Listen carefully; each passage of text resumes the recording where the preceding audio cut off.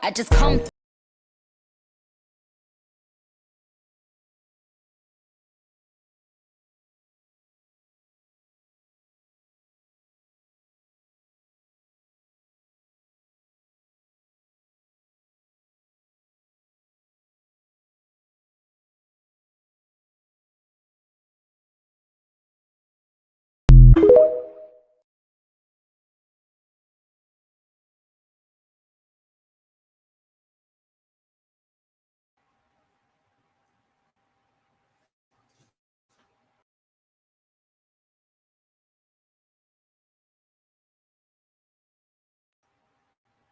Oh, wee, man. Come on in, come on in, come on in. I'm running late, y'all. Let me tell you. Per been sick. I've been sick, running late. I'm running late. I'm so sorry, y'all, but I'm about to get it together. I'm about to get it together. It's been rough on me. It's been rough on my sister who been knowing I've been sick as my friends. And thank y'all for checking on me and everything. But let me get it together one moment.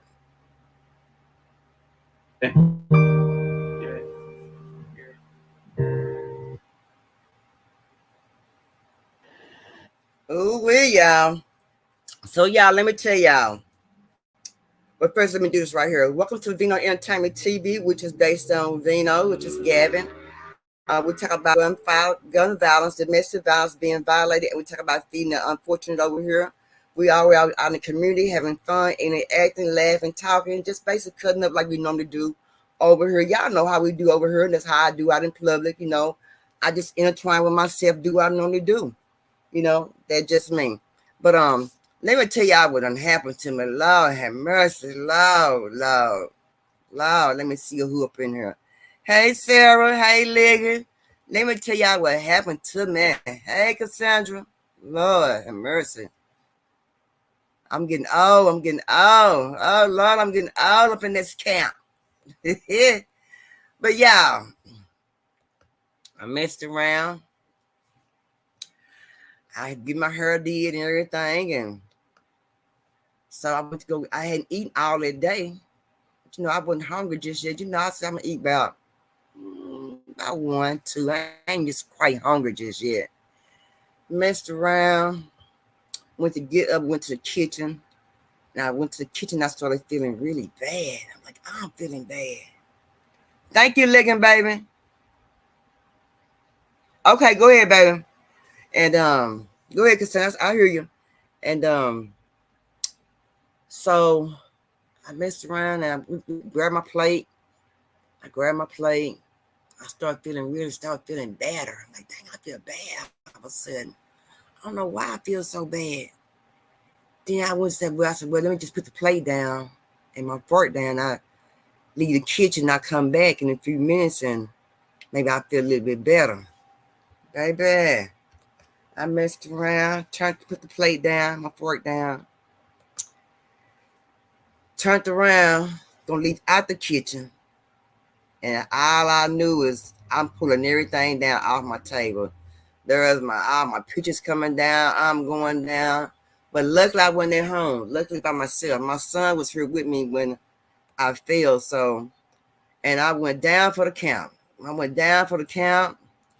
I tell y'all, I missed my leg up. Oh, Lord have mercy. Lord Jesus Christ. Jesus. Mm, mm, mm, mm.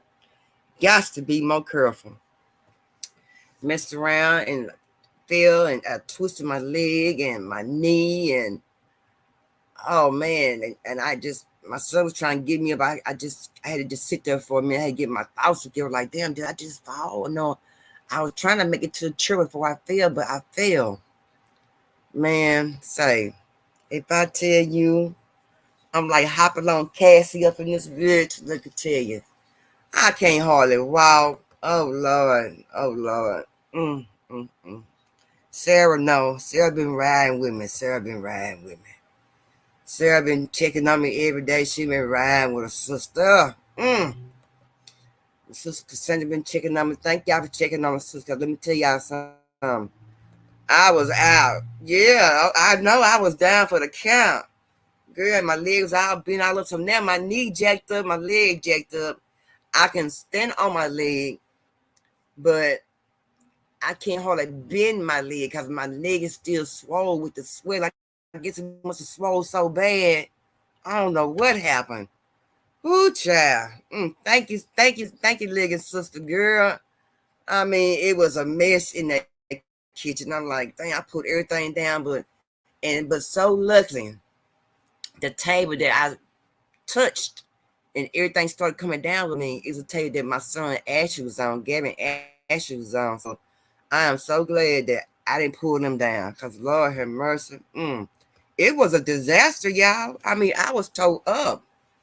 Woo, Lord. I mean, because I don't get injured, you know. And I'm like, damn, I hope I don't get where I get the fallies like the old folks and start falling and stuff and falling down. And I'm like, I can't have that. So if I don't get better by you probably saying, oh, why you didn't go to the doctor, girl? You should took your butt to the doctor. But y'all hate going to the doctor. I could tell somebody else to go to the doctor, right? But really, Perp hates to go to the doctor. I don't like going to the doctor. Thank you, Lick, pray for me, sister. Girl, I was injured. And Sarah, oh Lord, she before Sarah been right there knocking down with me. I'm gonna go to the doctor. I know, tell mom I'm gonna go to the doctor. I'm gonna go. I know mom told me to go to the doctor. I'm gonna go to the doctor. But it was bad. Man, if my son wouldn't have been here, I'd probably been on the floor for a while because I just had to get my thoughts together because I'm like, I couldn't believe that I fell. I couldn't believe that I passed out. I blacked out. That tripped me out because I don't have problems like that. Then, you know, you got a teacher now my watch. You should go to the doctor and call it and let's go to the doctor. But I didn't go, but I did call, but now my knee done got tighter, and I didn't have no ice. I had a bag of green beans in the freezer, a bag of corn. I had fresh vegetables, cut vegetables in the freezer. So I don't have ice because I eat ice. I'm an ice eater. And when I was young, I used to eat ice. I used to constantly have to have pints of blood because I was eating too much ice. I would eat like 2 bags of ice or tanks every day, eating ice. So that would have me be anemic. So I'm scared to have ice in my house because if I have ice in my house, I'm gonna just eat nothing but ice. So I don't have ice. So I had told Sarah I had a bag of peas, I had a bag of corn, something like that to put on my knee, but I don't think the swelling's going down yet. So I don't know, but I'm gonna go to the doctor though, sir. I'm gonna go, but I hate to go to the doctor. And why I hate to go to the doctor is because every time I go, they keep me. I don't want to go and stay. I hate going to the doctor, but I know that if I don't get better, I'm gonna have to drag my behind on up out of here, slowly but surely, and go to the doctor. Let's Mama Gang said I fell 4 times prep in 1 month. God dog it. And fractured my foot, and the following week I fell and broke my arm. God dog it. The week of Christmas in 2022. So I was down. Good Lord, girl. You broke your arm in 3 places. Oh, Jesus Christ. Good now. But somebody was at home with you legging when you fell? Because I'm glad that my son was here. Because my son wouldn't have been here. I would have been on that floor for a long time. I would have been out for the camp for a long time. And then, I didn't have no phone close to me. And I'm looking at my door way over there for the front door. I couldn't call nobody. It was just, but like I said, luckily my son was here. But yeah, was somebody home when you fell, legging? Was anybody home with you? Cause baby, we gotta take care of ourselves. I'm telling y'all son. Y'all go by and check on y'all mom and daddies now. And make sure they all right. Everybody don't fall, but some people fall by accident. Step on something or try to bypass something and you slip and fall. I mean, anything. Like I said, I was going to the kitchen to give me something to eat. I wasn't by nothing. I didn't touch nothing to make me fall. I didn't step on nothing to make me fall. I didn't do anything. I was going to fix me a plate to eat. Well, thank you, friend. And when I said I put the plate down, started feeling bad. I had my head down the counter. I got to put my head up. I said, when I put my head up, I don't feel a little better. And I go and go sit down to get myself together. And I get back up and I go back to the kitchen. That didn't work. Mm-mm. I fell trying to come up out the kitchen. And I was down for the count. All the force I had was my kids were her and my husband. They were awkward. Oh, okay. Girl, let me tell you something. I'm serious, y'all. I know I'm being healed up by now, and this was on Friday, Thursday or Friday when I fell. This past Thursday or Friday, and my legs still kill me. Shit, I have a brittle bone disease. Oh, okay. But baby, we can't be falling, baby. Cause let me tell you, them bones don't heal the same, and you don't heal, and you don't heal quickly. Let me just say that you don't heal quickly as you normally heal.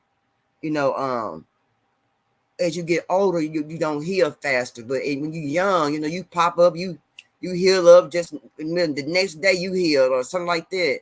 When you get older, it takes a long time for things to heal up on the body parts. So I try my best not to do no falling.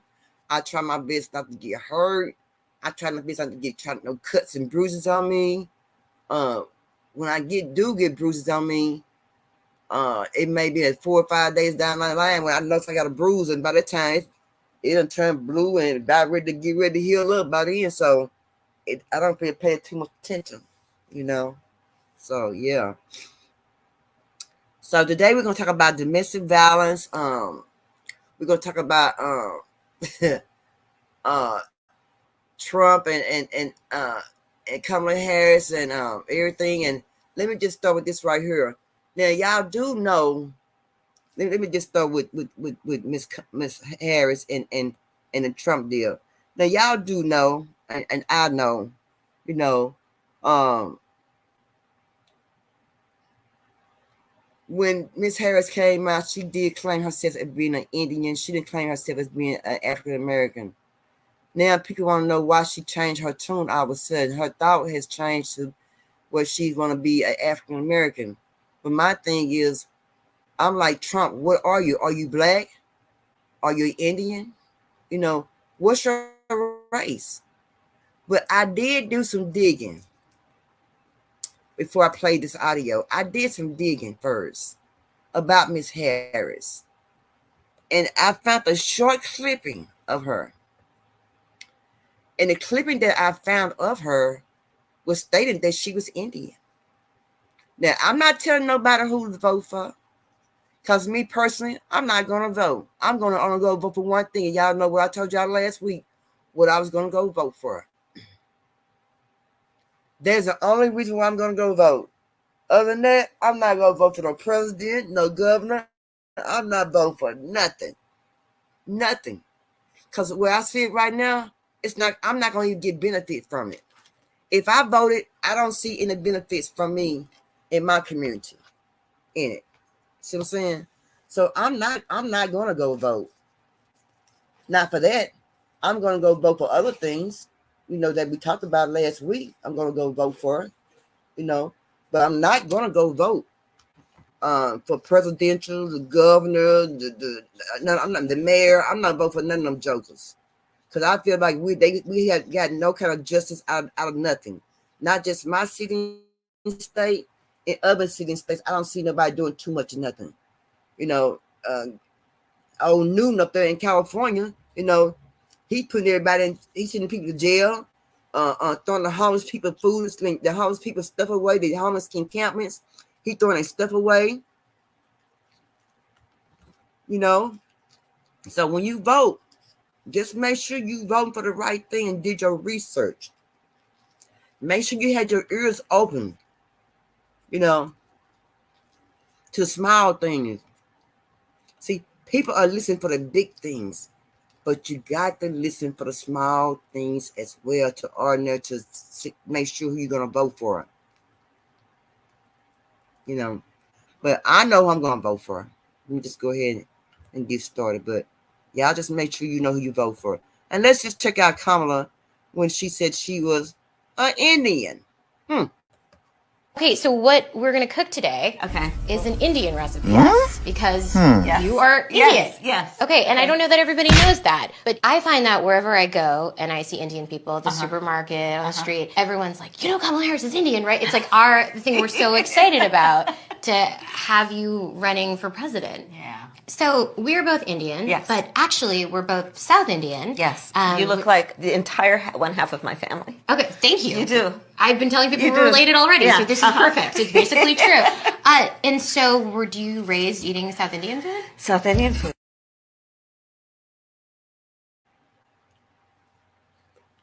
So how do you feel about that? That she identifies herself as being an Indian. How do you feel about that? But then she certifies herself as being an African American. So my thought is, I'm like Trump. And everybody got mad at Trump. Why y'all get mad at Trump for saying what he said? Y'all leave that man alone. Y'all leave Trump alone. That man can say whatever he want to say. You hear me?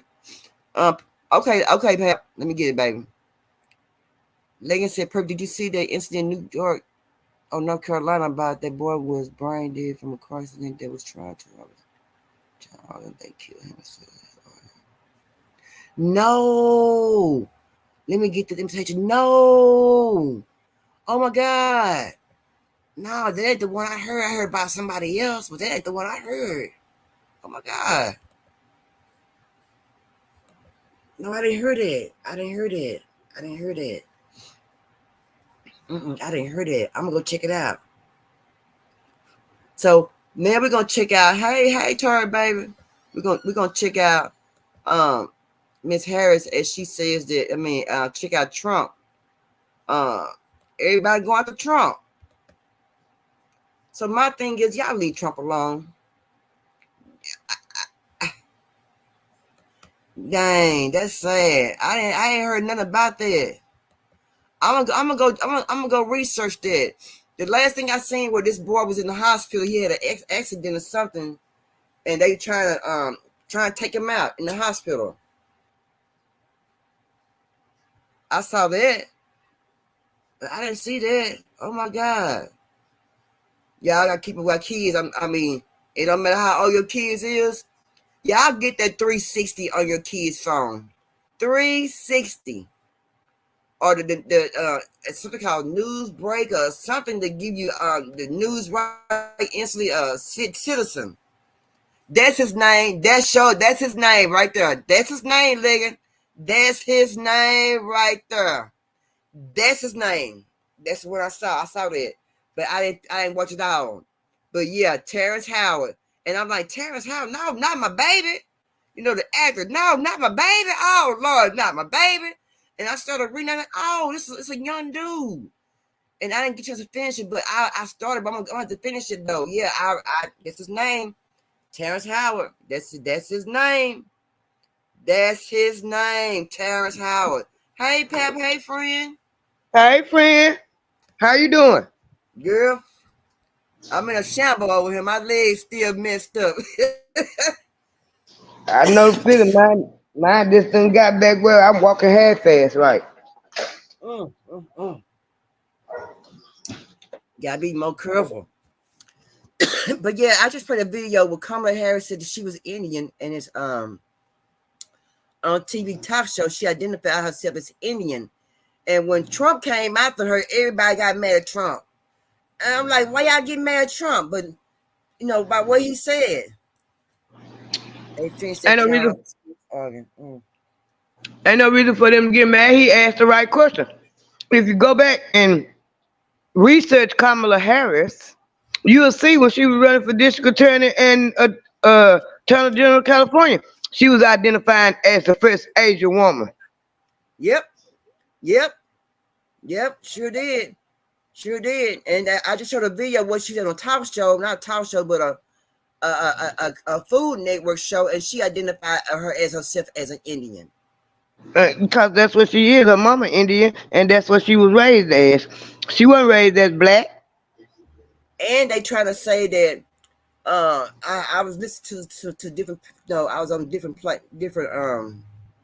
channels, and they were saying that they don't really know if her daddy was a Jamaican or not. They were saying that they're not for sure. They haven't had any evidence that he was Yeah, it's Jamaican. on her birth certificate. It's on her birth certificate. Too many people done put the birth certificate up. It's on What? her birth certificate. Her mama is listed as Caucasian, and they got her daddy as his nationality as Jamaican, and his race as Jamaican. And Jamaican ain't no race. I can tell you two places I saw the channels that I Hmm. watched. Meet Your Ex showed her. Meet Your Ex put her birth certificate on Instagram, and Professor Truth, the one that video you showed the other night, he showed her Yeah. Yeah. birth certificate, and it got her mama listed as Caucasian and her daddy listed as Jamaican, and Jamaican ain't no race. Hmm. Hmm. Oh, Jamaica ain't. Hold up. Hold the hell up. Wait a minute. Wait a minute. Wait a minute. Jamaica's not a race. No, Jamaican. That's like that's saying your nationality. What country or nation you from? That's like American ain't no race. That's your nationality, cause you from America. So Jamaican ain't no race. The race construct is black or white Hmm. or biracial or quad whatever you want to say. But Jamaican, that's not. That's just telling where you from. Yeah. Cause you got and cause you got black, white, and like I heard a woman say the other day, she done been to Jamaica quite a few times. It's even some quote unquote, I can't say it, they might come after me. The people over there from Asia with them squinchy eyes, it's some of them living in Yeah. the hills of Jamaica that's been over there uh for centuries because they was traded in the slave trade too. Hmm. Hmm. Ain't that something? Dang. But yeah. Yeah, Legan. I see where he was a H. He went to they was a family of Texas HBCU. Now that might not be the one. Let me keep going. Hold on. I'm gonna find. But let me just go ahead and play with Pap Tori. Say hey, Pap. Hey Tori, hey Tori. Tori says she looks Caucasian, light bright, and damn near white. Yeah, yeah, And she hell, do. I know some real niggas like bright and damn near white. You shit. No, hell no. These, I'm talking about these that's lighter than me. And I know What? they all niggas. Mm. My my ex-husband's sister, I know for a fact. Her daddy was black, dark black. Yeah, And she yeah, looked just like him. The mama yeah, was brown skinned. She wasn't light skinned, she was brown skinned. And she yeah. was way brighter than me. But she looked What? just like the daddy. She looked just like the daddy. Shut up. I'm telling you. Yeah, cause and yeah, cause you light. You just pinch you turn red. It does. That does deep from my family because my daddy ain't dark skin chocolate, but my daddy is dark skin. Right. And I Mm-hmm. look just like him. I look just like his sister. We look like twins. Yeah, let's just check out Kamala Harris and see what this is what Trump said. Facing fierce backlash tonight after falsely claiming Vice President Harris, who went to a historically black college and is a member of a black sorority, did not identify as black.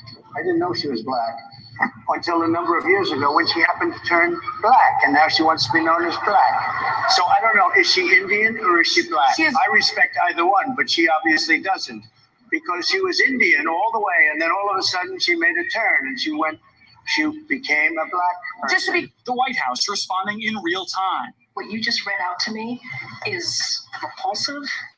It's insulting. Harris is the daughter of Indian and Jamaican immigrants. her campaign tonight saying, quote, "Today's tirade is simply a taste of the chaos and division that has been a hallmark of Trump's MAGA rallies this entire campaign," and called on him to debate. It all unfolded during an often combative interview at a black journalism conference. The former president there to court black voters. I've done so much for the black population of this country, including employment, including opportunity zones. But later was pressed about his comments that the record number of migrants have hit the black population hard, taking what he termed black jobs. Coming from the border are millions and millions of people that happen to be taking black jobs. You have the best. What exactly is a black job, sir? A black job is anybody that has a job. That's what it is. Anybody that has a job. Taking the employment away from black people. The Trump campaign has been going after Harris on immigration. She unleashed the worst border crisis in American history on her watch. But Harris flipping the script overnight, pointing to Trump's efforts to scuttle Partisan deal because he thought it would help him win an election.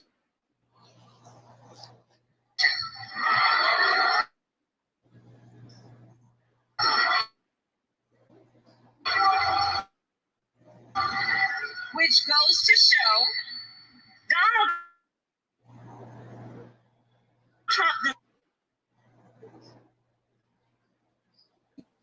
Thank you See, too. Trump did stuff that people, I guess a lot of people never even knew he did, or behind the scene things he did. But Trump is allergic, he's allergic to broke black people, and you know, and I ain't mad at Trump for asking that question. Is she black? Is she? I ain't mad. I mean, I ain't mad with at Trump. See, that's don't get me wrong. I ain't no dumb Trump. I'm not mad at him on that.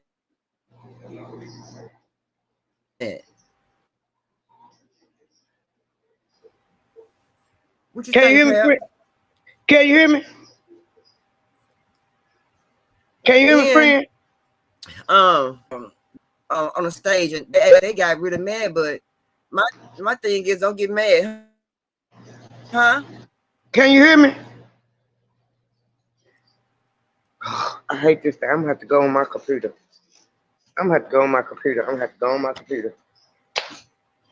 Just making me What mad. you say, Pep? Can you hear me? But they It got won't do mad. nothing. They felt offensive.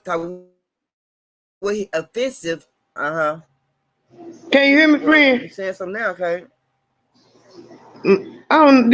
I'm finna try Yeah, to I log can hear you. in. Yeah, I can hear you. Yeah. Don't get me wrong. I ain't no Trump fan, but they can't get mad at that man for telling the truth, cause he telling the truth. He telling the truth. Yep, he telling the honest God truth. So why they mad? Because he telling the truth? Yeah, They and can't get mad at that. he putting it all out there. Trump been telling everything. Trump been telling everything, and the mainstream media want us and the American people to think he crazy.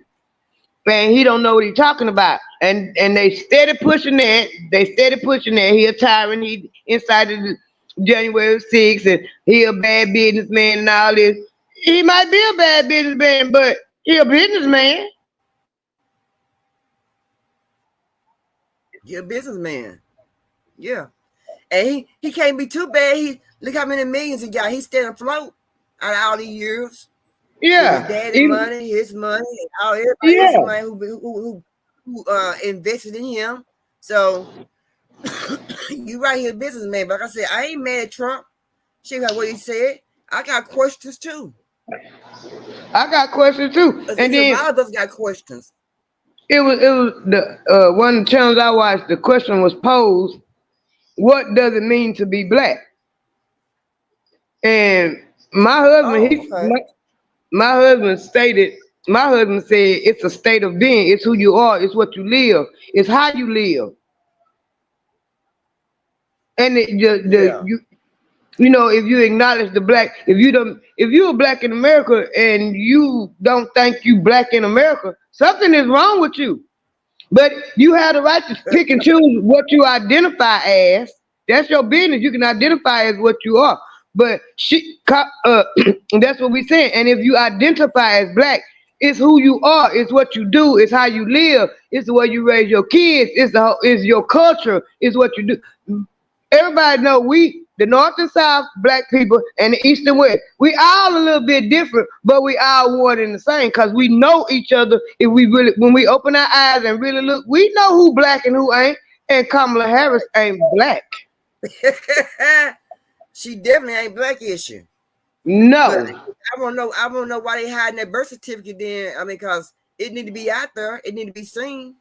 It's out there. I told you where to go look for it at. Where need to go again? Cause I'm going to look. Why need to go looking for again at? What about? Professor Truth. It might have been on Sunday's address. He did. It might be Sunday night's address. Today, Monday, Tuesday. Or it might have been. It wasn't too long ago. It might have been Friday. No, Thursday. It was either Sunday or Thursday. Mm-hmm. It was either Sunday or Thursday he showed it. But Meet Your Ex put it on Instagram today. Okay.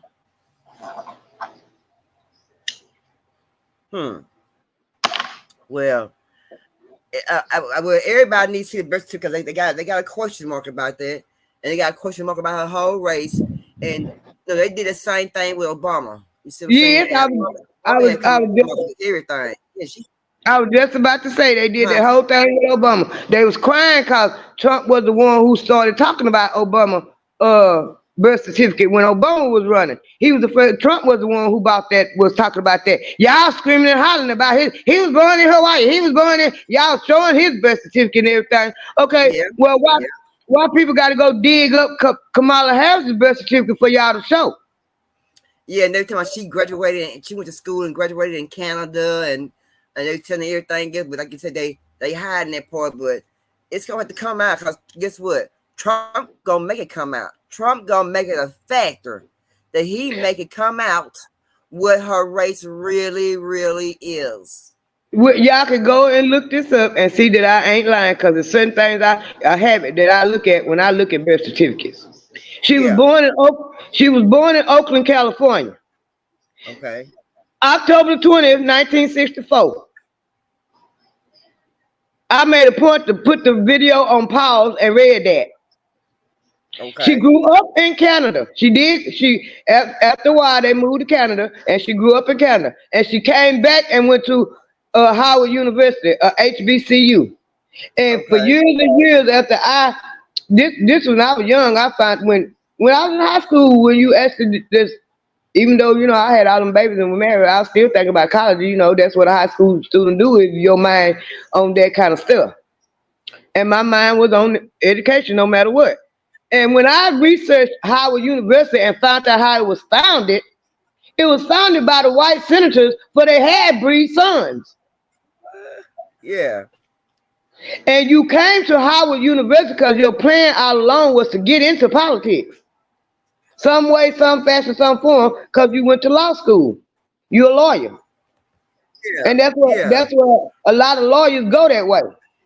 So you came right to and you went to a black school because you felt like that you would get a footing better around the black people. You ain't did nothing but use us. Because she don't give a damn about us. If she gave a damn about us, she wouldn't have locked up all them niggas and left them there that was innocent. If she gave a damn about us, she wouldn't have locked up the black women because they kids was truants from school.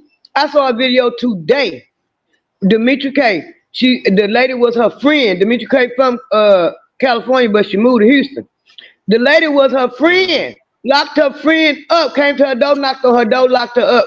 Because her daughter had been missing a whole bunch. Her daughter had been missing a whole bunch of school. But the school knew why she had been missing school. She got sickle cell, full blown. And sometimes when they go to the hospital, they're in the hospital at months at a time. And they be real sick, And they lock that woman up. And after 6 months, then they gonna drop it. And then, and the reason why Demetri K did the video, I saw that video today. Reason why she did the video because she Kamala Harris made a statement about that where nobody was hurt. She said it made me feel like she was calling my friend or nobody because my friend was hurt by it. Tori said he thought she was born in Canada. That birth certificate say Oakland, California. What you say? Ain't that something? I think they moved because they said the thing I heard was her mom and daddy got a divorce in 1971. And I think after the mom and daddy got the divorce, that's when they moved to Canada. And that's why she grew up in Canada. Yeah. Oh, see there? I'm telling you, baby. They on our ass though. And even I tried to play this video, but it didn't have work. I don't know if it worked, but let's check out what she's trying to do with the LGBTQA, LBTA, HIV, MAQ, LBC, yeah. Let's check this out. The Alphabet Mafia. The Alphabet Mafia. Yeah, let's check it. Yeah, that's what we're gonna call from now on. The Alphabet Mafia. That's a name, Pablo. That's a name for them right there. Hold on. When I was Attorney General, I learned that the California Department of Corrections, which was a client of mine, I didn't get to choose my clients. Right, a client of the Attorney General. A client of the Attorney General, right. Of the Office of Attorney General, that they were standing in the way of surgery. For prisoners. For prisoners. And there was a specific case. And when I learned about the case, I worked behind the scenes to not only make sure that that transgender woman got the services she was deserving. So it wasn't only about that case. I made sure that they changed the policy in the state of California so that every transgender inmate in the prison system would have access to the medical care that they desired and need. And I believe it was not only, I know it was historic in California, but I believe actually it may have been one of the first, if not the first in the country, where I pushed for that policy in a Department of Corrections.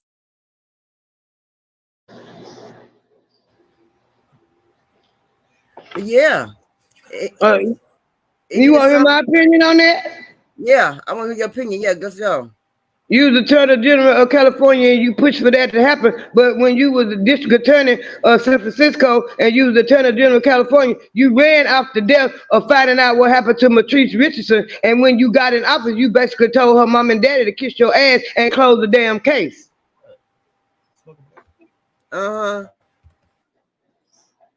Matrice Richardson was one of them. They found her dead. The police had they got her, took her to jail. They claimed they released her in early morning, like 2 or 3 o'clock in the morning. She was found behind a dumpster dead. Nobody supposedly don't know what happened to her. You used her there. I'm gonna get justice for Matrice Richardson. You used it when you ran for the district attorney. You used it when you ran for Attorney General. And when they voted you in as Attorney General, you turned around and said there wasn't no evidence and you closed the case. Yeah. So I got a question. What was the problem about her locking the parents up if the kids didn't go to school? What was the problem there? I don't understand what the problem was. The problem was, they was having truancy. And when so many kids miss days out of school, if so many days being missed out of school, that cuts the money from the state. They can't, from the government. It's just like the prisons. They have to have so many bodies in them seats to get that money. But the kids, the parents of their kids need to go to damn school. So I don't understand what the problem was. The kids ain't going to school. Yeah, I mean, why the parent? If the girl has sickle cell, that's different. Let's put that to the side. Okay, the illness, we put that to the side. Your doctor's excuse, your real medical reasons, we put that to the side. But if you ain't going to school and you just skipping school, why can't you be locked? Parents can be locked up. A lot of them, if they skipping school, lock them up because they got sense enough to skip school. You ain't really got to lock them up. You ain't got to lock them up. It's other alternatives. Sit down and find out why they skipping school. Why is it they don't want to sit there and learn, or why is it they can't sit there and learn? Why, if the parents take them to school and they skipping and they not going to school, or the parents thinking they going to school and they not going to school, find out what the problem is first. So your solution is just to lock everybody up. When you lock somebody, when people get locked up, go to jail, felonies and all that, that put a mark on them. That's part of the reason why Demetri Cut made that video. It put a mark on Well, them. yeah, make sure they keep. Well, I disagree. I disagree. Make sure they kids take their ass to school. Shit, I disagree with that part. Yeah, she should lock the parents so they know the kids. No, because it was one. I'm telling you, sometimes you can't always hold the parents. Cause I'm gonna tell you from experience. Now I'm thinking my daughter going to school. She was doing the same thing. I go up there too, and the woman told her, "We can put charges on you for not going to school. You 16 years old. You been going to school long enough to know that this is what you're supposed to do. Get up and come to school. Nobody shouldn't have to hold your hand." Cause her excuse was, "Wasn't nobody waking her up." Okay, And that's part of teaching them. In my opinion, that's part of teaching them responsibility. And you can't always put that on the family, on the parents, because the parents may be thinking they teaching them responsibility. Because when your head turns as a mama, ain't no telling what they do. You know what they'll do. I know your kids do other things when you watch your parents' head turn. I know kids do other things, but still. I mean, I want a single parent, and you're right. My son didn't go to school. Sometimes they call me and this and that, but I even went and got in trouble one time because he didn't go to school. I got in trouble, so I feel like I don't see nothing wrong with that. Your kid ain't going to school, but if you send your kid to school and you going to work and they ain't going to school, and they, like you said, they 16, 17 years old and they know that you're going to school, that's different. They should be in trouble themselves. Yeah, I blame the parents and I blame the kid. Yeah, you got to you gotta kind of spread the responsibility around. And as far as locking them up, I would make that a last resort. But to begin with, I would find out what's the problem. Why is this occurring? Not just lock them up because it is occurring. Find out why. What's the root cause of the problem? Why they ain't going to school? Yeah. Tori said, so Kamala Harris, so she's from Oaktown. Yeah. Yeah.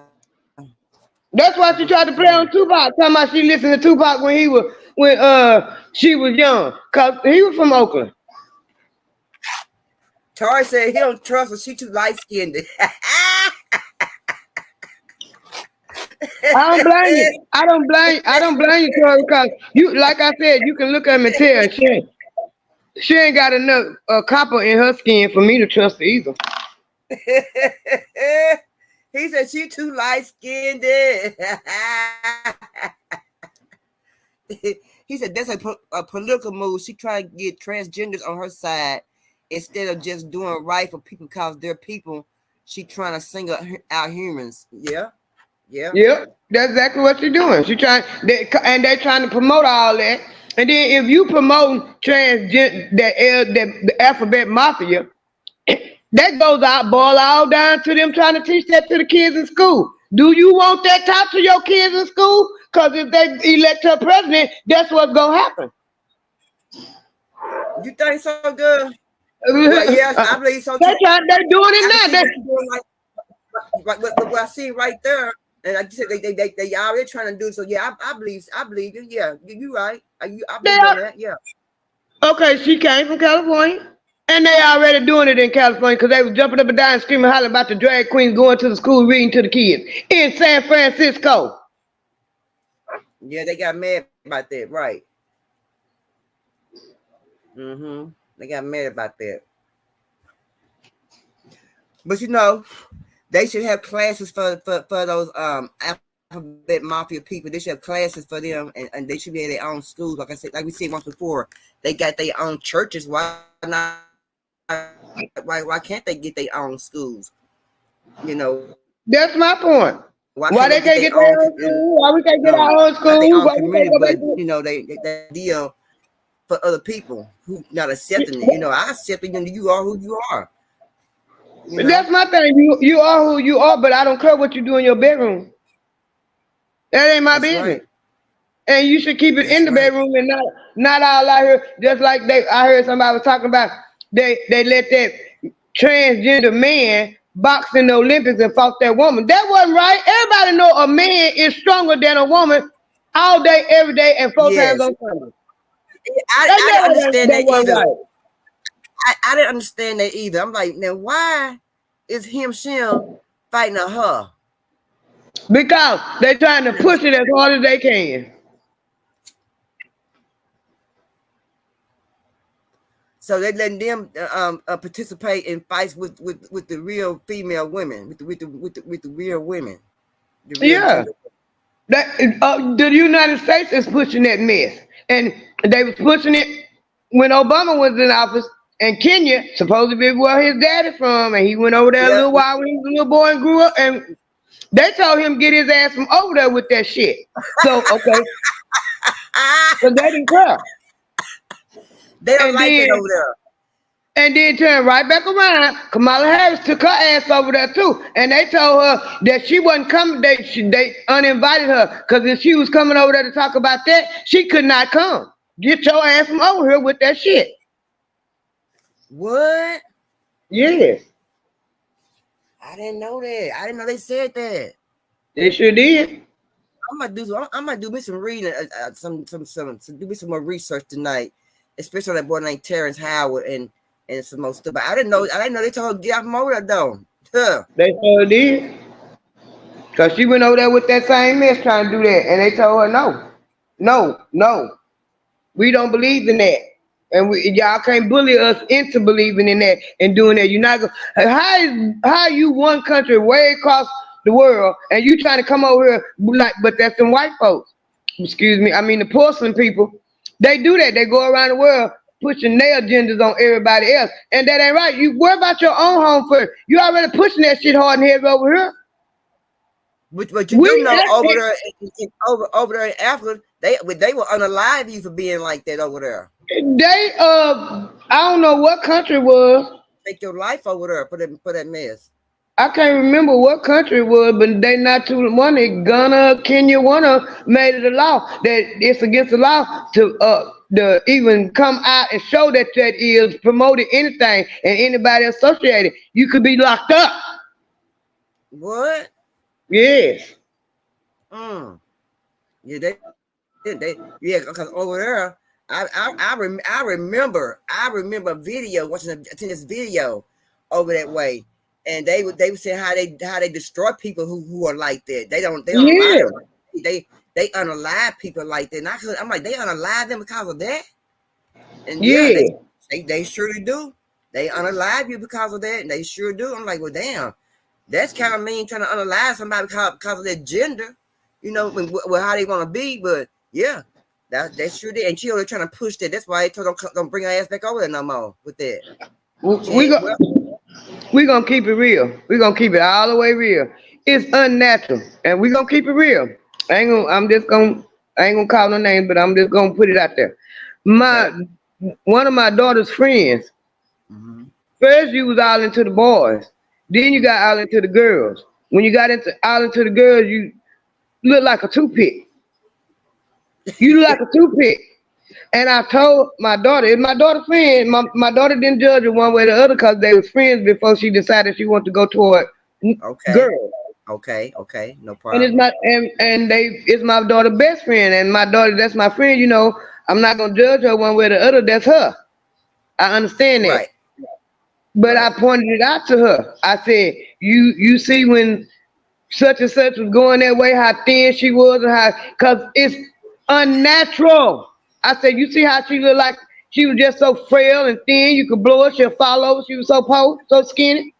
And then when she decided that wasn't the lifestyle she wanted, went back to men, you blew up.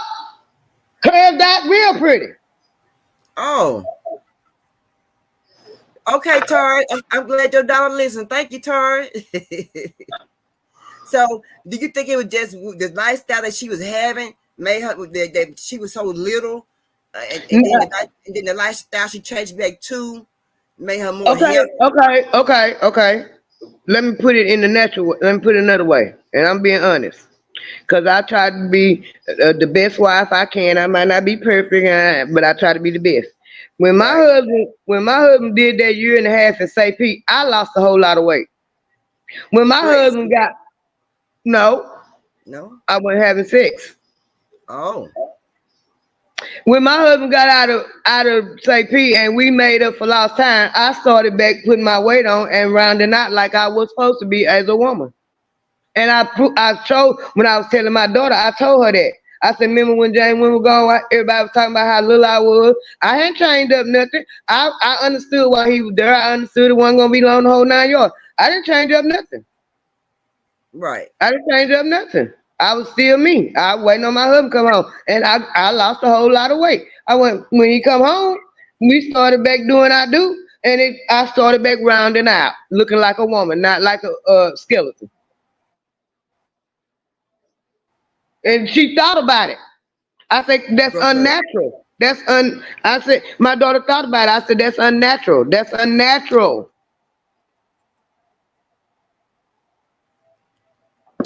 A woman need a man for that. Just like it take a man and a woman make baby. Every now and then a woman need that testosterone, and every now and then a man need that estrogen. But he needed to come from the person that produced it, a woman. And she needed come from a person that produced it, a man. And I'm just being real. Yeah. Well, something went on with her body. Her body had a change in reaction on both sides of the ends. You know? Well, if you go in that you imagination, you go in that lifestyle, what's going on? 2 women. Yeah. Yeah. Yeah. And I'm just being real. I'm just trying to keep it as real as I can. I understand. Oh, I understand. So, we talk about domestic violence. I shows about domestic violence. We talk about the firearm violence, and we feed the unfortunate, and how we talk about being molested and everything. So, we're gonna talk about the domestic violence. Tori said no sex time plus grouchy time. Oh, no sex plus time equal grouchy and aggressiveness. You right? Yeah. That go for a man or a woman. He right. That go for a man or a woman. I know what you mean. Yeah, but I understand though. It be like that though. Just things that your body need naturally. You know what I'm saying? Yeah. That's just it. Okay, let's if you're if you need a safe place, or if you in a place where you are being attacked with domestic violence, and you can't find your way out, you don't know where to go, you don't know about to talk to. Well, there's a 24-hour 7 days a week contact. You can contact 800-799-7233 for domestic violence. This is for men or women, because it happens on both ends, on both parties, but the men's are more likely not to report it, but a woman is. So keep that number just in case. You just never know when you might need it, who might need it, anything. So let me get started on this right here. Let's check this. Let me go back and check this out. Let's see here.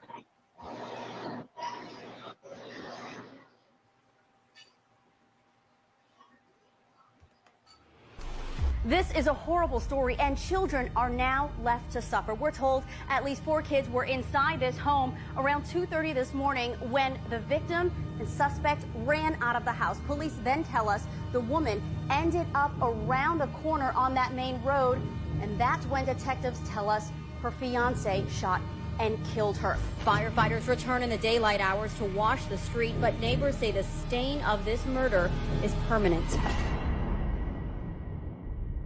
In October 2021, Dina Taylor penned a beautiful tribute to her fiancé on her Facebook page. It was only a few weeks to their wedding, and she gushed about how he was sweet, kind, gentle, and loving. Her Facebook account was filled with loving messages towards him, where she would write about how she never imagined she would ever meet someone like him, and that to marry him was a dream she never thought she'd see come true, and she never did. What was supposed to be a beautiful celebration of 2 people who loved each other very much turned into a chilling tale of horror when Dina's loving and gentle fiancé, Deontay Sims, chased her onto the street of their home, pulled a firearm on her, fired at her at point-blank range, and left her fighting for her life out on the street. By the time help got to her, it was too late. She was gone, her life taken by her sweet and kind fiancé. What led Deontay Sims to chase Dina out onto the street in a fit of rage? And why did it take so long for help to get to Dina? Let's find out in the story of Dina Taylor, the mom of 5 who was killed in the street by her fiancé a few weeks before her wedding.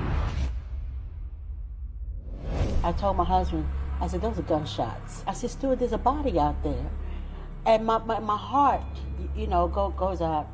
Our young people, it's just so much. 39-year-old Dina Taylor was a nurse who was passionate about helping people. According to her friends and family, she had studied practical nursing at Prism Career Institute and became an LPN charge nurse. Dina was described as a kind and gentle soul who kind to everyone and always wanted to help people. She was the kind of person who naturally brightened the lives of the people who encounter her with her bright smile and wonderful personality. Dina was also a hopeless romantic. Though the relationships she'd been in the past had turned out to be the wrong one for her. Those relationships had taken from her and drained her. Dina always gave her all to a relationship and showered her partners with love and care, but she never seemed to get the same in return. Instead, she was often disrespected, not valued, and treated very badly, which made her choose to remain single at some point. On August 5th, 2020, Dina announced her decision to be single on Facebook, saying as much as she would love to be in love, she was not going to settle or compromise on her standards. On August 5th, 2020, Dina posted, "As much as I would love to be in love and to be building with my significant other, I'm single 100% by choice because I desire and require to be respected and treated like a queen. I know what I bring to the table emotionally, physically, and financially."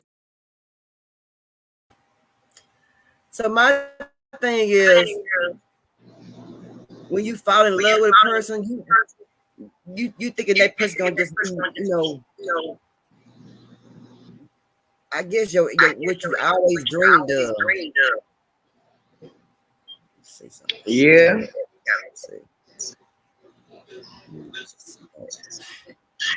Let that go.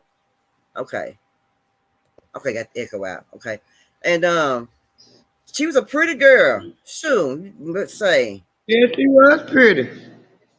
Let's find out what else happened, man. Boy, I tell you, just don't say you don't never underestimate nobody. I know I don't, man. You might be sleeping with your enemy. You just don't even know it. Hold on. Shit. I will not settle or compromise my standards to fit into a box that's too small. Nope. Funny thing is, at this very moment, I have a few open offers, but what is for me, I won't have to question. Come correct or don't come at all, Dina wrote. It seemed Dina had locked in on the realization that if the relationships didn't serve her, there was no point in getting into them. She had described the kind of relationship she wanted and how she wanted to be treated in the relationship.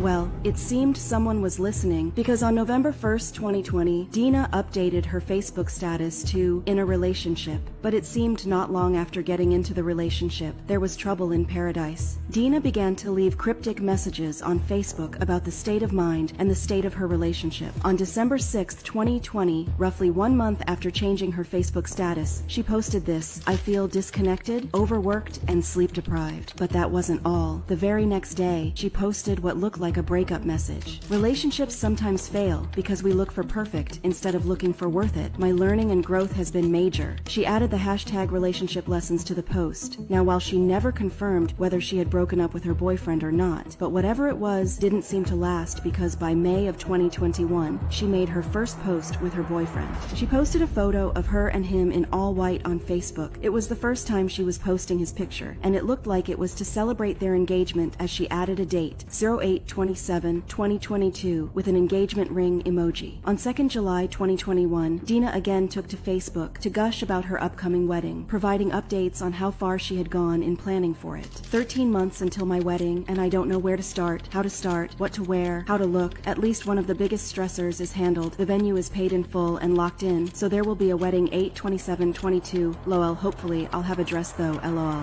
4 days later, she made another post, this time gushing about her fiancé, Deontay Sims. Dina believed her meeting meeting him was fate. She described him as her knight in shining armor and her best friend. The heavens sent me my sweet knight in shining armor, my best friend, my fiancé, and we're getting married next year. He handles me with care, like fine china. Love isn't complicated. And that wasn't all. Dina made many posts about Deontay. She couldn't wait to be married to who she described as the most kind, gentle, dedicated, and loving man she ever met. Only in my dreams did I ever think that I'd be getting married in a beautiful mansion to the most kind, gentle, dedicated, and loving man that I would ever meet. When they say dreams come true, please believe them. To everyone who saw her post, Dina was so happy and excited to be marrying the man of her dreams. But unfortunately, the reality was not as rosy as she painted it out to be, because only 6 days after she made her last post, celebrating her fiancé, she was dead. On September 15th, 2021, residents of Cecily Court in Upper Marlboro witnessed a shocking argument between Dina Taylor and her fiancé, Deontay Sims. Some part of the argument had been had outside and was loud enough for everyone in the neighborhood to feel. See, I knew, I was going to say, I hadn't seen this before. I knew something must have had to change between him and her. But they hadn't even been dating that long. Mm-mm. Now, how long did it take for you to marry your husband? Me and my husband was together 5 years before we got married. 5 years? Mm-hmm. Mm-hmm. I think it need to be more than a year of knowing somebody. I think you need to wait more than 2 years, really. I mean, I understand love at first sight when you first see a person, but don't you think you need to wait sometime another just more than a year to In my opinion, to tell the truth, at least 3. 3 years? I feel like after about the 3rd year, you're gonna know that person for real. Yeah. Cause a year can be rosy, and then y'all get married. Y'all been together. Say y'all meet January the 1st, 1 year. January the 1st, next year has been 1 year, and y'all get married. January the 1st, year number 2, number 3, he acting totally different. Yeah. Or she acting totally different. Yeah. But I mean, you got people getting married in 2 months, a month, some weeks. I mean, y'all know each other like that? That's too damn fast. That's my thing. To each his own, but I feel like a month, maybe 2 months, you don't really know a person. You need to know that person. You That don't mean you got to just live with them, because a lot of people, they don't, even though that's the norm nowadays to live with somebody. But if you actually do live with them, you gonna know who they is, and a year ain't gonna always show it. Yeah, show no. Sometimes 2 years don't even show us shit. What you say? No, Lord, no, you don't. It don't. Let's check this motivation out. Hold on.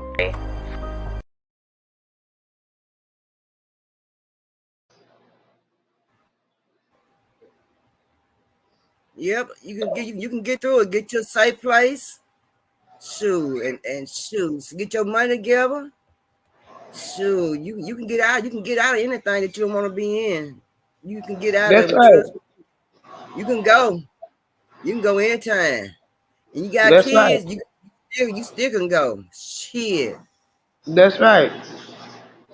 But I'm like Pap, to get married to somebody so soon. I think everybody need to wait to because you got to. And plus now people hide things now with going on like they don't tell you with everything.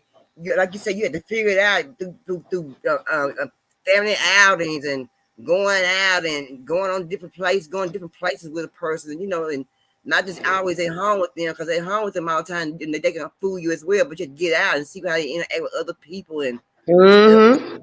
who the fool may be. Mm-hmm. How he treat you around other people. He might treat you one way at home, and get in public, he treat you totally different. Then you want to spend the rest of your life supposedly like that?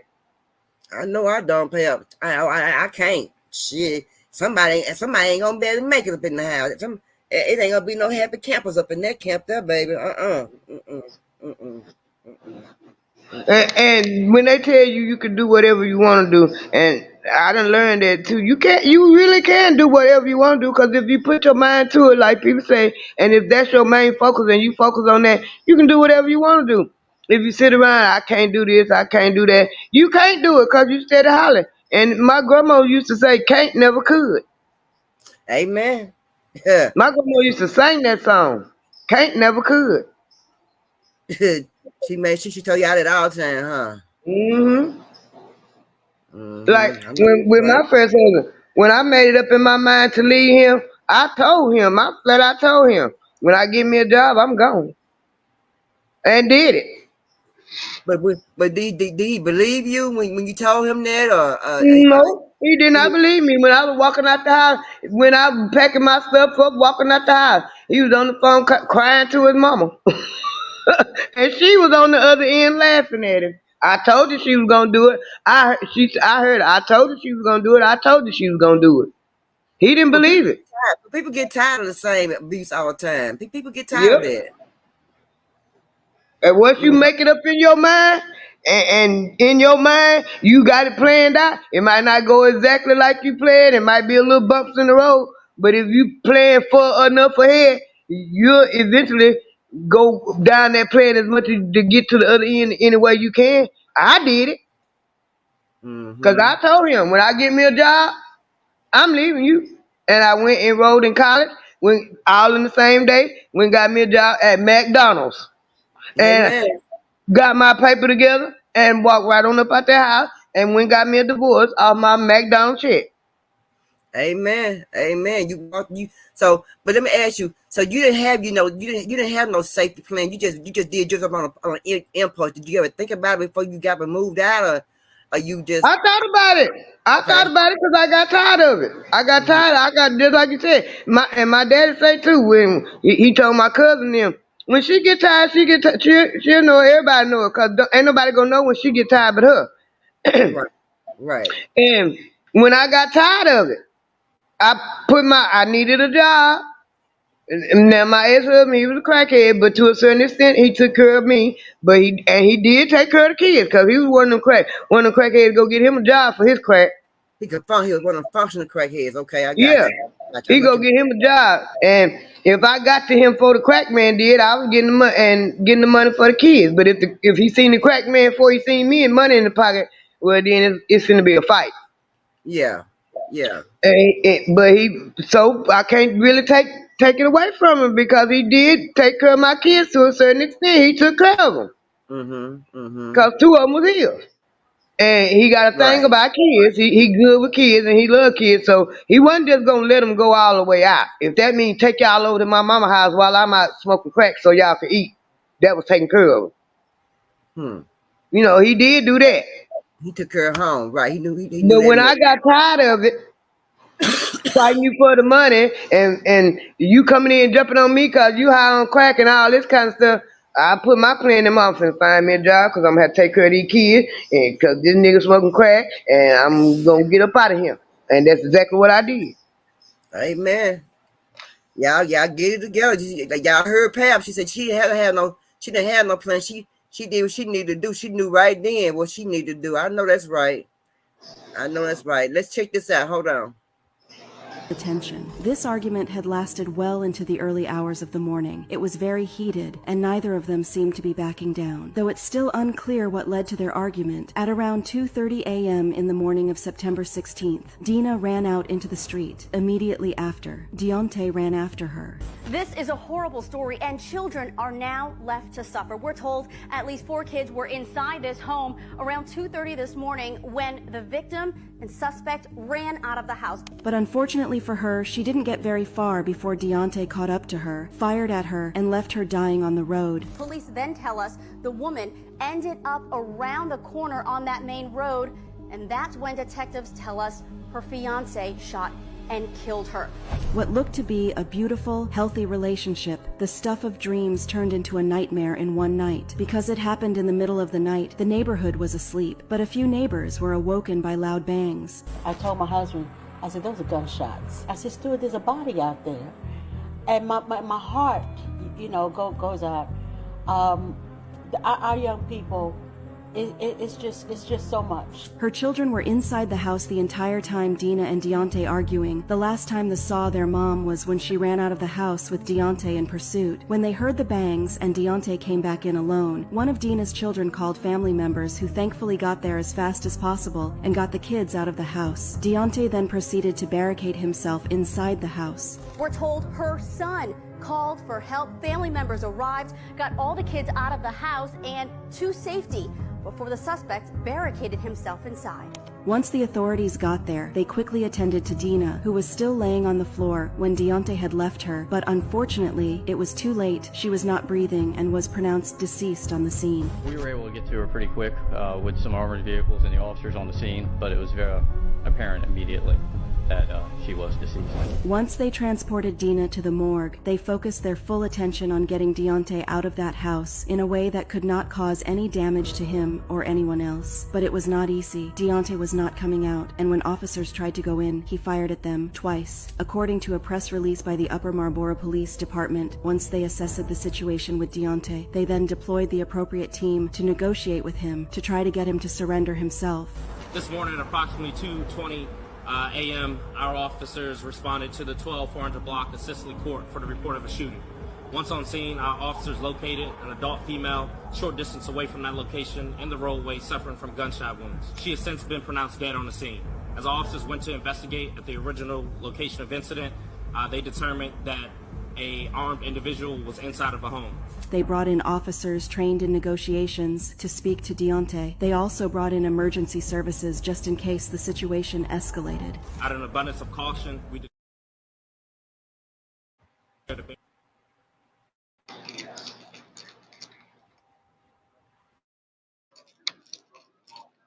the barricade. Our conflict negotiators and our emergency services team responded to the location. After 5 hours of negotiation, trying out different tactics to try to get Deontay to turn himself in, he finally came out of his home and surrendered to the arrest. Through the course of their negotiations, our suspect in this case has successfully surrendered and has been taken into custody. Police say an armed man inside this home on Cecily Court in Upper Marlboro finally surrendered nearly 5 hours after they say he shot and killed his fiancée about a block away. At this point, Dina Taylor was gone, so the case immediately became a homicide. And the first thing investigators assigned to the case did was to try to ascertain a timeline of events. What happened on the night of September 15th that led to that explosive argument? And was Deontay a volatile person who lost his temper often, or was this out of the blue? The woman was found in the street. She'd been shot and was declared dead at the scene.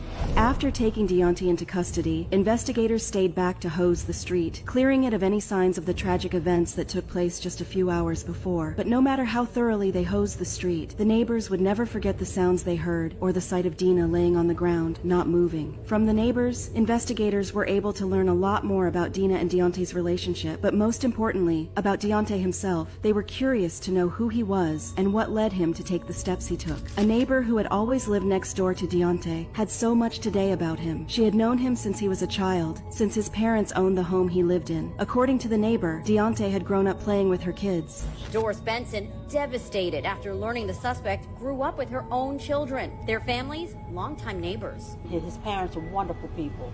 They really are. It was a shock to her that the sweet boy she watched grow up would do something so dark and sinister. Still love her.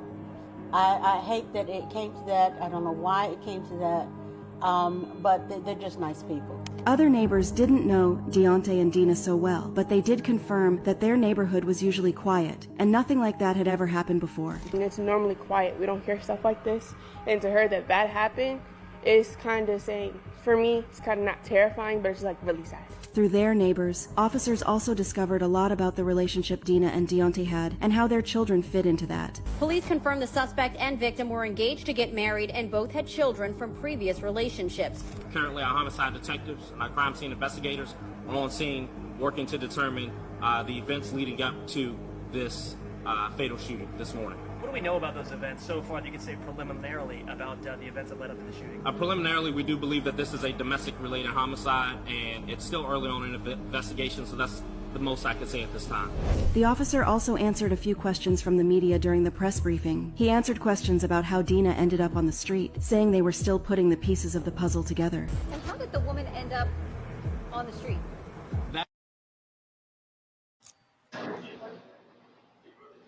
Let's get to this last part. We're still looking to figure out exactly what transpired prior to that 911 call coming in this morning. During the press briefing, the officer also said while they knew it was a DV-related tragic event, they didn't know if this was a pattern of behavior that could have been reported by Dina or if Deontay just snapped. Have you been here before? That's still part of the investigation. We will do an address search. Unfortunately, I don't have that information available to me this early on. As far as the relationship between the two, what can you say about what the man and woman's relationship is? That I can't confirm right now. We want to make sure that we interview all involved parties to confirm that, but I can't say it is being investigated as domestic related at this time.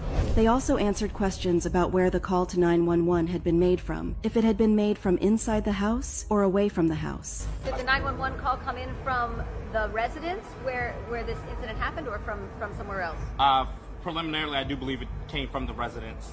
Perhaps from the victim? I'm not exactly sure who the caller was. Are you releasing his name? And I assume he's been arrested, and then what for? So typically, right now he is in custody, pending the charges. We do a standard in any homicide investigation. We do try to talk to our victims and suspects in this case. What kind of weapons did this suspect have access to in the home?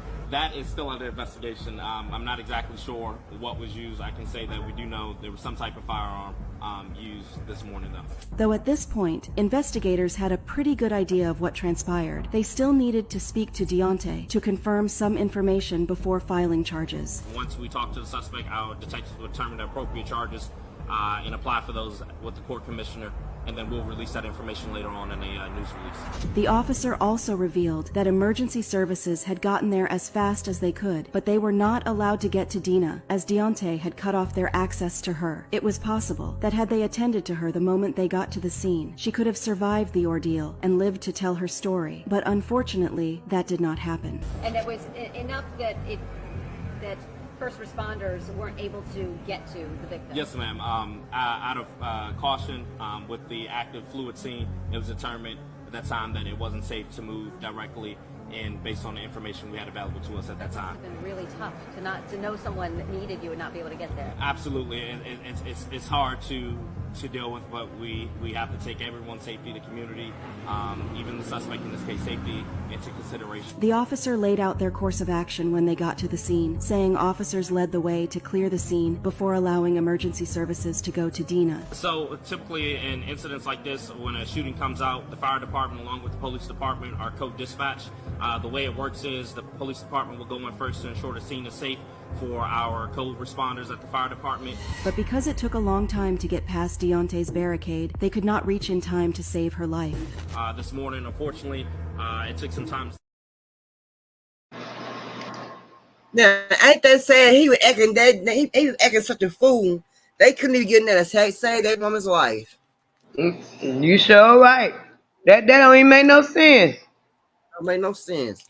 That would make it easier for him if he had to let him know at least to help her. It would have showed some kind of remorse.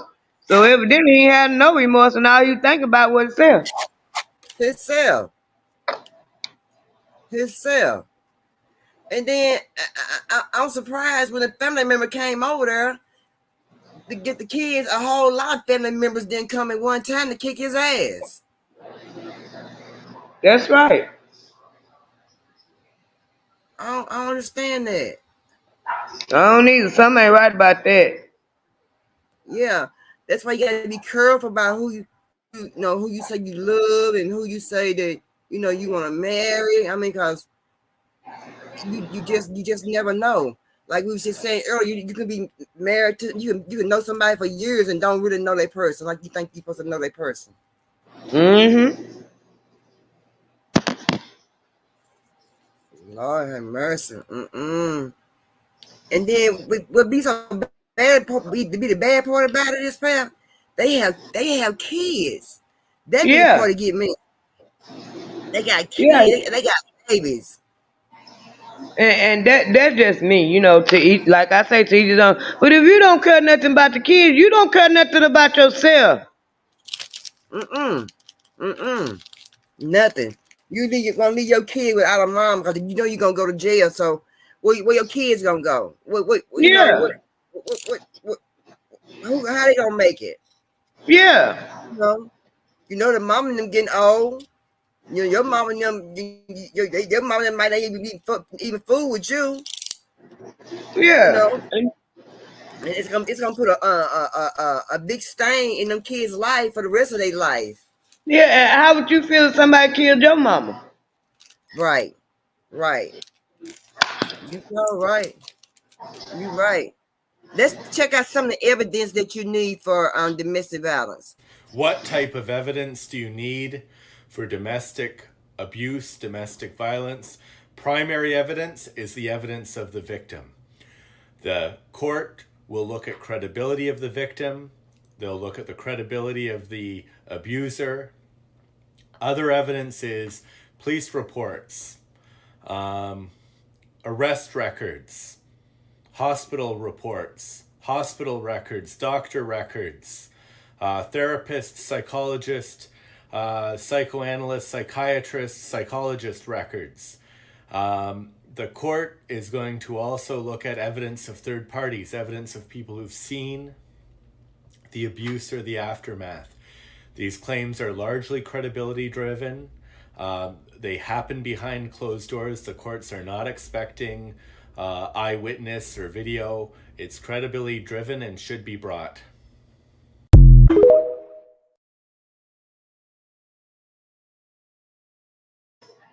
Okay, now I got a problem with that. Okay, when you do get all that and you get court orders, restraining order and all that, sometimes people don't even go by, don't even take the restraining order even seriously. They even just still go out the way with the restraining order, even tell people to do sometimes.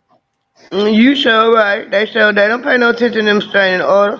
They just do what they want to do. My husband, I had one on my husband. You think he cared? No. That's when he kidnapped me. He didn't care. Oh yeah. Oh, you have restraining order. What? No. I had a restraining order on him, and that didn't bother him because he broke into my sister's house and slept in the loft all night. And after that, I put the restraining order. We separated. I'm done filed for divorce, Yeah. and we were separated. And What? when he broke into the house, that's when I put the restraining order on him. Because he broke into the house and slept in the loft, and we didn't know till the next day. What? I was sitting there folding clothes and looked up and seen some legs coming out the ceiling. Oh, he was coming down, trying to come down on you out the Yeah. ceiling, down on you at when you seen him. How long Yeah. that dude been sitting up in there? How long was He he up had in been there, up there girl? all night. He had been up there all night. He said he told it all. He said he came down. My mom had cooked some spaghetti. He came down, ate the spaghetti, and I remember she was fussing by. She knew she had a Dr. Pepper and it was missing.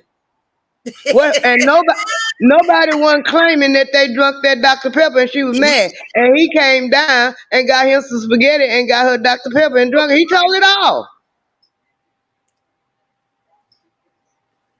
What? Yep, that dude crazy. And he waited. He waited the next morning. He waited. I got up and I took the kids to school. Everybody was going to work. Everybody else going to school. And I was working at McDonald's at night. And I had put some clothes in the wash. I dropped the clothes off at the wash. And when I took the kids to school, when I dropped the kids off, I went back and put the clothes in the dryer. And then my brother called me to come and get him a boost. And so happened he was sitting at Roadrunner right where I was washing at. I went and gave him a boost, got the clothes out the dryer, and took them home and was sitting there on the bed folding them up. And all of a sudden, I seen some legs coming out the ceiling of the house. What? Did it scare your pap? At first, when I saw the feet, it was a startle because I was there by myself, even though it was in the daytime. But I knew I was in the house. But when I saw the feet, I kind of got scared. But when the legs came on down, I knew exactly who it was. So, and my way to deal with him, I could never let him know I was scared. I had to always act like it wasn't nothing. Because as long as I acted like it wasn't nothing, it's something I expected of him, it went over a little better. But if I showed any fear, just like a dog, any fear, oh, he was pouncing. Mm, mm. Man, good. Oh, I done been through it. I don't mind sharing my story because if I can do it, you can do it too. Find you pull from my strength because I went through it. I married my ex-husband at 17. At 22 we was divorced. Mm, No, wait, 22. Yeah, we at 22. I married 17. At 22 we was divorced. dang. 22. Yeah, I was 22. No, 23. I was 23. Yeah, 23 we was divorced. yeah, man. Yeah, like I said, you made once you make your mind once a woman make her mind up. Once a woman make her mind up, that man gonna have hell on his hands. Hmm. And I told, like I said, I told him. I told him. When I find me a job, I'm gonna leave you. And you ain't gonna do nothing. You ain't gonna do. I said, okay. And I didn't argue with him. Okay. Keep thinking I ain't gonna do nothing. Yeah, yeah. But if he believed you that you was gonna leave him, do you think he would have did something different? You know, if he actually believed it, might have would have been worse than it was. Cause that dude crazy. Mm-hmm. Mm-hmm.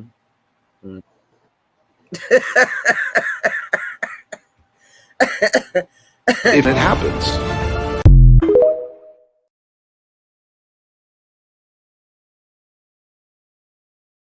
People don't call out domestic violence when it happens. Some people don't say nothing; Mm-mm. they just go along with it. I can't get Mm-hmm. with no ass whoopings every day. I'm sorry. And that man right. He right. A lot of people do try to hide. Cause I did, but it wasn't working. Cause I'm like bright damn near white, and when I get my face slapped, I'm a bruise. You gonna leave a handprint, Right, you right, know? So right. and then I did leave him for about the when he jumped on me that time and hit me in the head with the iron. I did leave him. I went down to my grandma's house and stayed for 4 months, but I had to get away from him because this dude trying to kill you. You know, I had that much sense, and a lot of mine was I was Right, embarrassed, but I had a lot of pride too. I had to come to grips with I had a lot of right. pride. And one thing that kept me going was a lot of people might think it was funny. My dad ain't never whooped me, and I'm not gonna continue to sit here letting you do it. Just live like this. I can't let my kids, cause a boy was his. And when he hit me in the head with that iron, my son said his exact words, he wasn't but 2 years old. That little boy was bad as hell. He was bad as hell. He literally said, "Don't hit my mama no more." And he picked that iron up. And he was finna Yeah. do it again, hit me again. And he said, "I said, don't hit my mama no damn more." That's exactly what he said. And my ex-husband said he looked up on his arm and had a flashback of watching his stepdad jump on his mama, and he put the iron down and laid there across the doorway of the floor, and he made them get up in the bed, and he slept in the doorway, and I slept in the hall on the floor. He went, I knew when I saw it, So sometimes you yeah. can't see it, but when you see it, you got to be able to maneuver around and try to make it out of it. And, I mean, just sitting around hoping a person gonna change and hoping a person gonna change. You might hope that the first time, but when the second time come around, the third time come around, all the hope run out. The hope is over My with. There's no hope. my thing is, and I'm being honest too about this. I grew up in the house with my grandma and my grandpa, and then when my mama got married, if my mom and stepdaddy might have had fights, all we heard was argument. I don't know nothing about him putting his hands on her. I ain't never seen my papa put his hands on my grandma, but they said in the early years that they was married, he did. But I didn't never see that. So when I got with my first husband and he doing all this, I knew that wasn't right because I had never seen that. I seen the husband and wife argue, but I ain't never seen the husband that jump on the wife, slap the hell out of her, pull her hair, and drag across the floor because all this happened to me. Yeah, yeah. it ain't funny, but yeah, I understand what you're saying. Yeah, Yeah. you weren't raised in that environment. No, and in my mind, and he knew he would tell you this. He would. You got kids involved. You have to be extra, be more extra careful than just a person by itself. When you got kids involved, you know what I'm talking about. You got to be able to move the right kind of way. That's the reason why I'm not. No Lord. Like I said a while ago, I'm not ashamed to tell my stories. Because if you can pull from my strength, pull yourself on up. Anybody that may hear my story, I don't have a problem telling them. I'm not ashamed of it. I'm not ashamed of it because I looked at it. That was a learning lesson for me, and I learned from it. And if you trying to find how you figure out how you going to do it, use some of my strength that I had then. Because I was young. I married that dude when I was 17. We divorced when I was 22.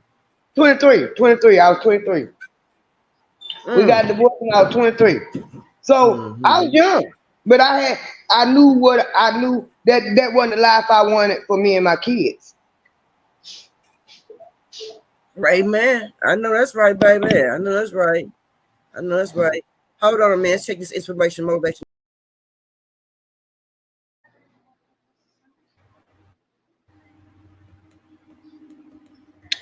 I agree with some.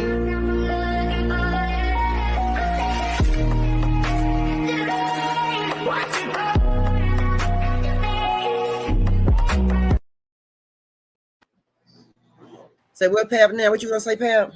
I said I agree with some of what she's saying. Everybody got their own story. Everybody got their own story because everybody different. Everybody got their own story. You know, it's different. It was my domestic violence was different for me because of the fact that I didn't live with that person. You see what I'm saying? It's different when we live with a person and when you don't live with a person. You not agree? You right. You know, and like you said, sometimes that make it hard to identify because you don't deal with them. Right. So, so I was able to more freely to get away quicker than a person would be than you was because you had to prepare yourself. You had your kids involved. You see what I'm saying? And you live with that person. On my end, I didn't live with nobody, so I didn't have to prepare myself to leave or to move. And then my domestic violence wasn't that severe as like yours was, like this lady here just got through saying. My domestic violence wasn't that severe. It didn't go that far like that. Yeah. I locked up, but not as far as as I like I said, like you did. You had, like I said, you were living with somebody. You had a relationship with somebody. You stand with somebody. See, I did. So though how lives it was kind of different from what yours was. Yeah, I was literally married to him, so I knew it was a lot at stake and a lot that I would have to go to in order to completely get rid of him. Right. And a lot of I was smart enough to, in my opinion, to really get to know what type of person he was. So I knew what triggered him and what didn't trigger him.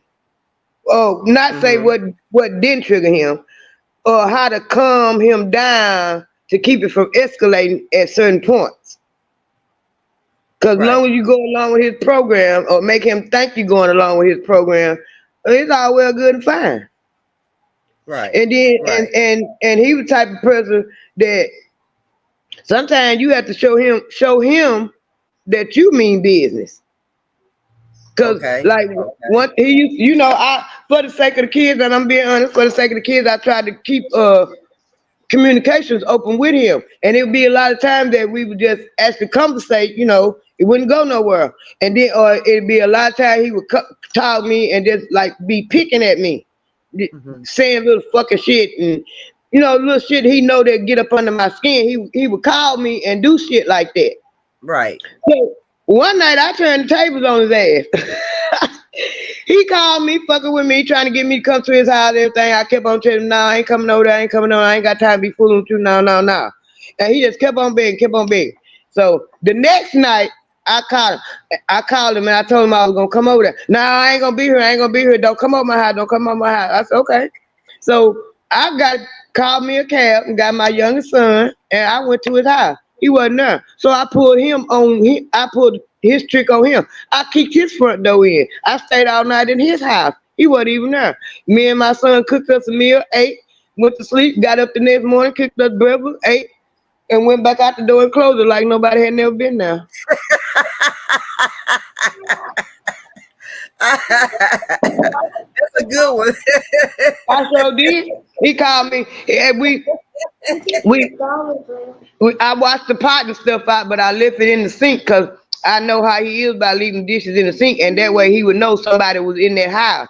And he called me. You been over my house? I said, I sure have. Then you see the pot in the sink. That's why I called you. Yeah, he just knew it was you though.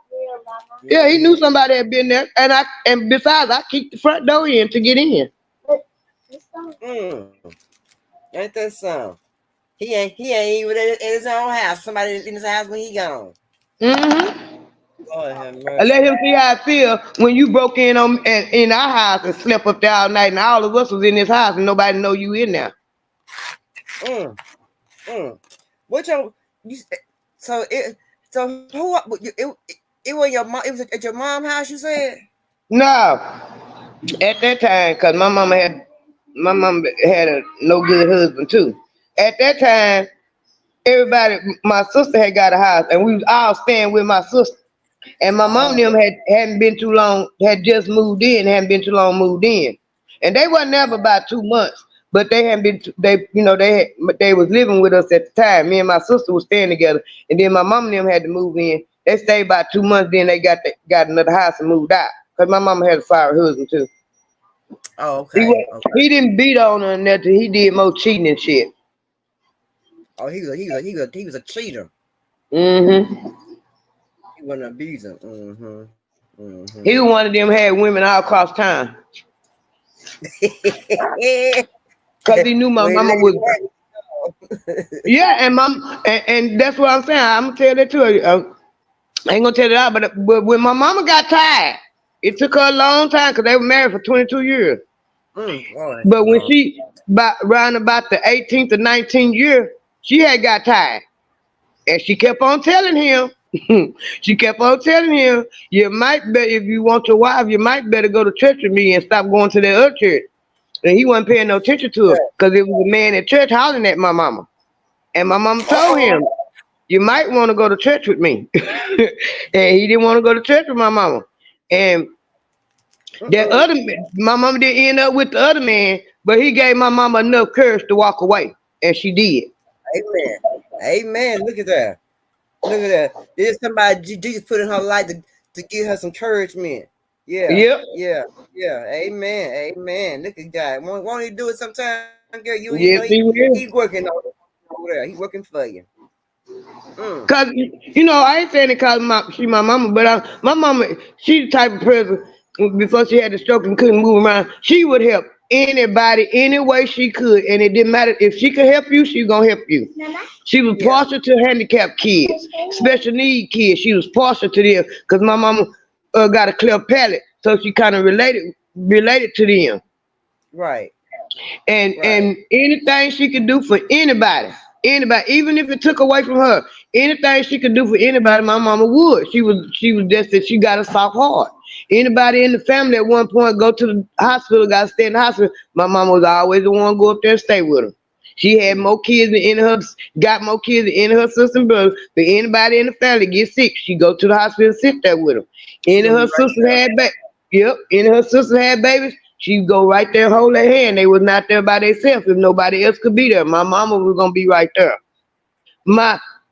She got a sister living in Alaska, but at the time my cousin was up here in Dallas, and my ain't daughter, and she was sitting to have a baby, and she was up here in Dallas by herself. My mama got on the bus from Texarkana and came up here to be with my cousin, so she wouldn't be in the hospital by herself when she had that baby. Thank you, man. I know that's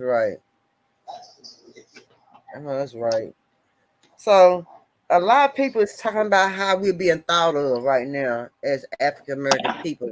Let's treat this now. And we're going to talk about it. So instead of Kamala Harris giving us policy to benefit black people, she gave us ass-shaking Megan Thee Stallion.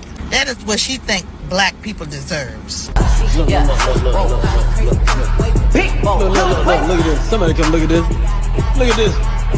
Somebody come and look at this. See, 4 years ago, they gave y'all Cardi B at the height of her song WAP. Wet S-S-P-U-S.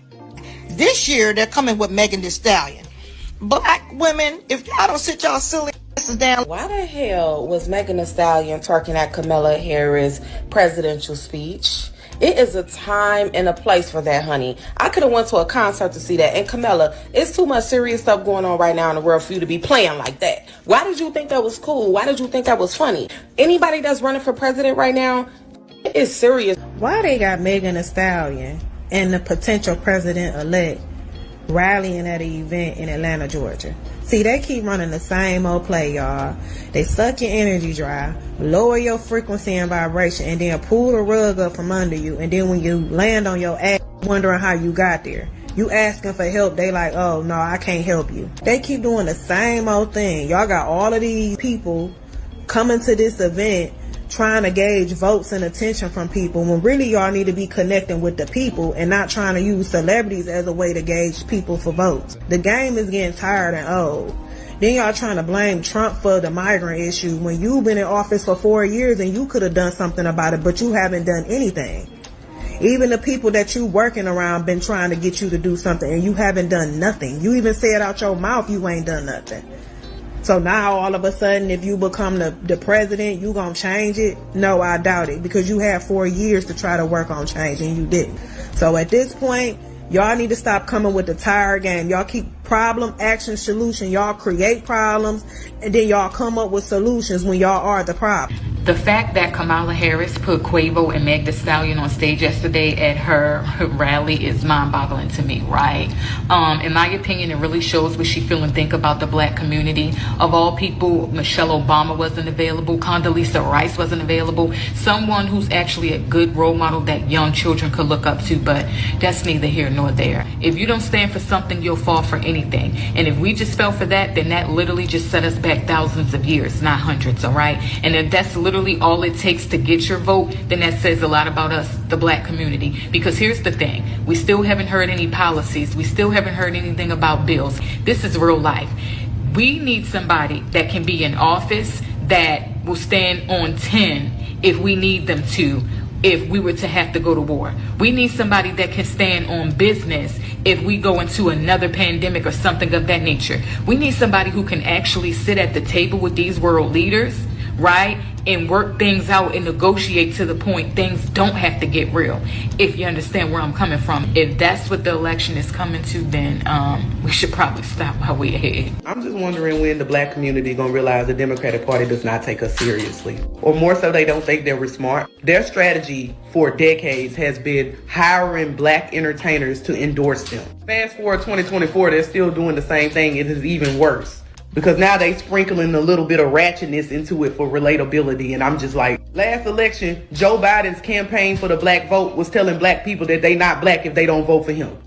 And getting some strippers to twerk with the word vote wrote on their booty. And also, for some odd reason, hiring Cardi B to endorse him, even though Cardi B's not black, but she was used to get the black vote, not her own people vote, but our vote. Now we got Kamala Harris throwing a rally and Megan Thee Stallion is performing, Megan Thee Stallion is twerking, and y'all swear to God this is to reach the black youth and get the black. Listen, these people don't take us seriously. They are not twerking and dancing and partying to get anybody else's vote. They are discussing policies, new laws, bills, resolutions for their community. They don't do that for us though.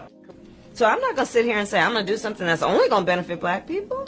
No. Kamala Harris literally got in office and told y'all that she's not going to push nothing for black people just because she's black. That should have let y'all know right then and there. They only want the black vote for numbers so that they can get elected. But they ain't got nothing for black people. And no, this is not an endorsement for Trump or the right or Republican Party. This is simply a critique to Democrats to be more serious when engaging with black American voters. We are not a monolith. We're not all ignorant. We're not all party heads. These aren't leaders. These are puppets and clowns that have been set up over the black community, by the white community, and have been made celebrity. What message do y'all think they was trying to send by having Meg perform at Kamala Harris rally in Atlanta? We don't get the correlation. We don't see why you would have Meg at this rally. Exactly how they see us. They think all we need is some music, some booty shaking, and some lyrics that we can recite, and that's gonna get us moving. That's gonna get us to the polls. That's gonna sway us. That's why they do like that. That is all they think of us. They don't see where we are going to use any logic, where we're going to do any research, where we're going to come with any demands. All they see is put what's popular in front of them. Oh, Pam, do you agree with them, Pam? I agree with them, but I disagree on one thing. The one thing she said she ain't did nothing. Yeah, she did some.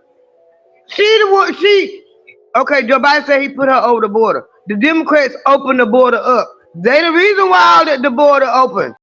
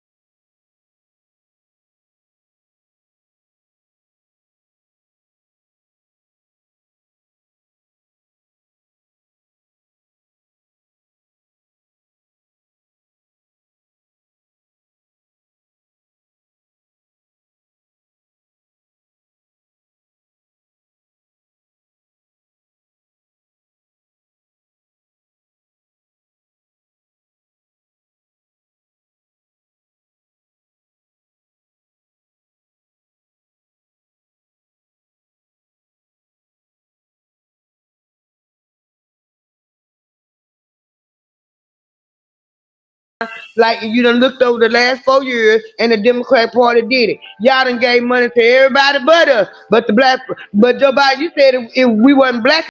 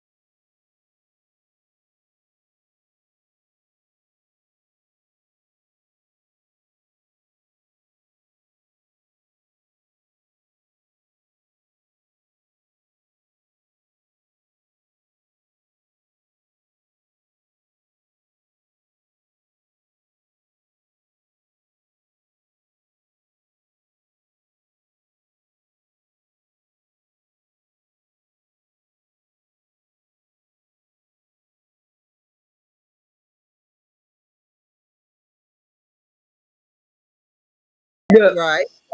The fast food, we did have all them if they was on the low on the totem pole.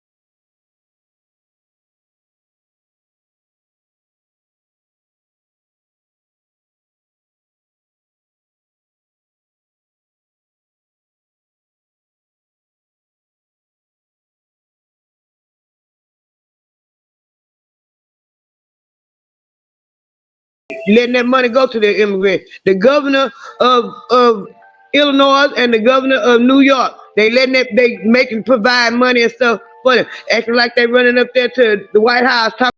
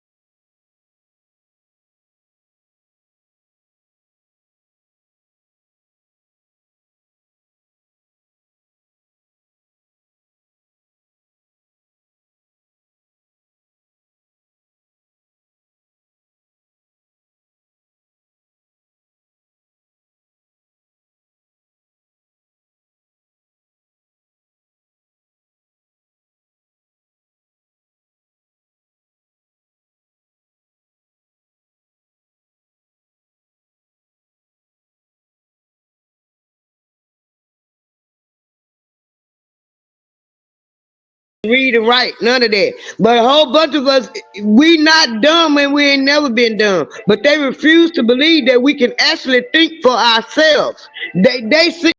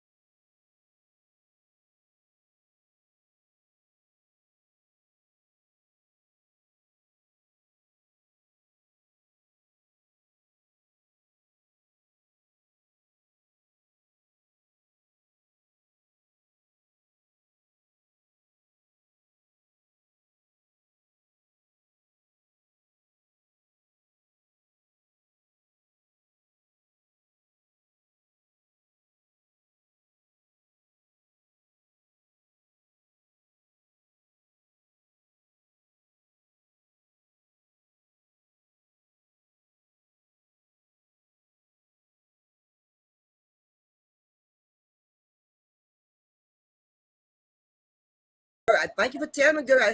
Because I was still thinking that he was a police chief, baby. I sure was. I pay attention to correcting me. Thank you for correcting me. I pay attention to a little stuff. That's how I pay attention. I pay attention to a little stuff.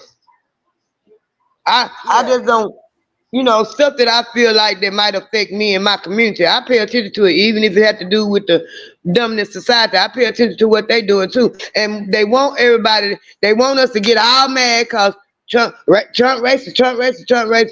But I'd rather for you to be racist in my face than and stabbing me in my back. And you basically you in my face being racist, but you patting me on my head and telling me this is what it's supposed to be okay with me.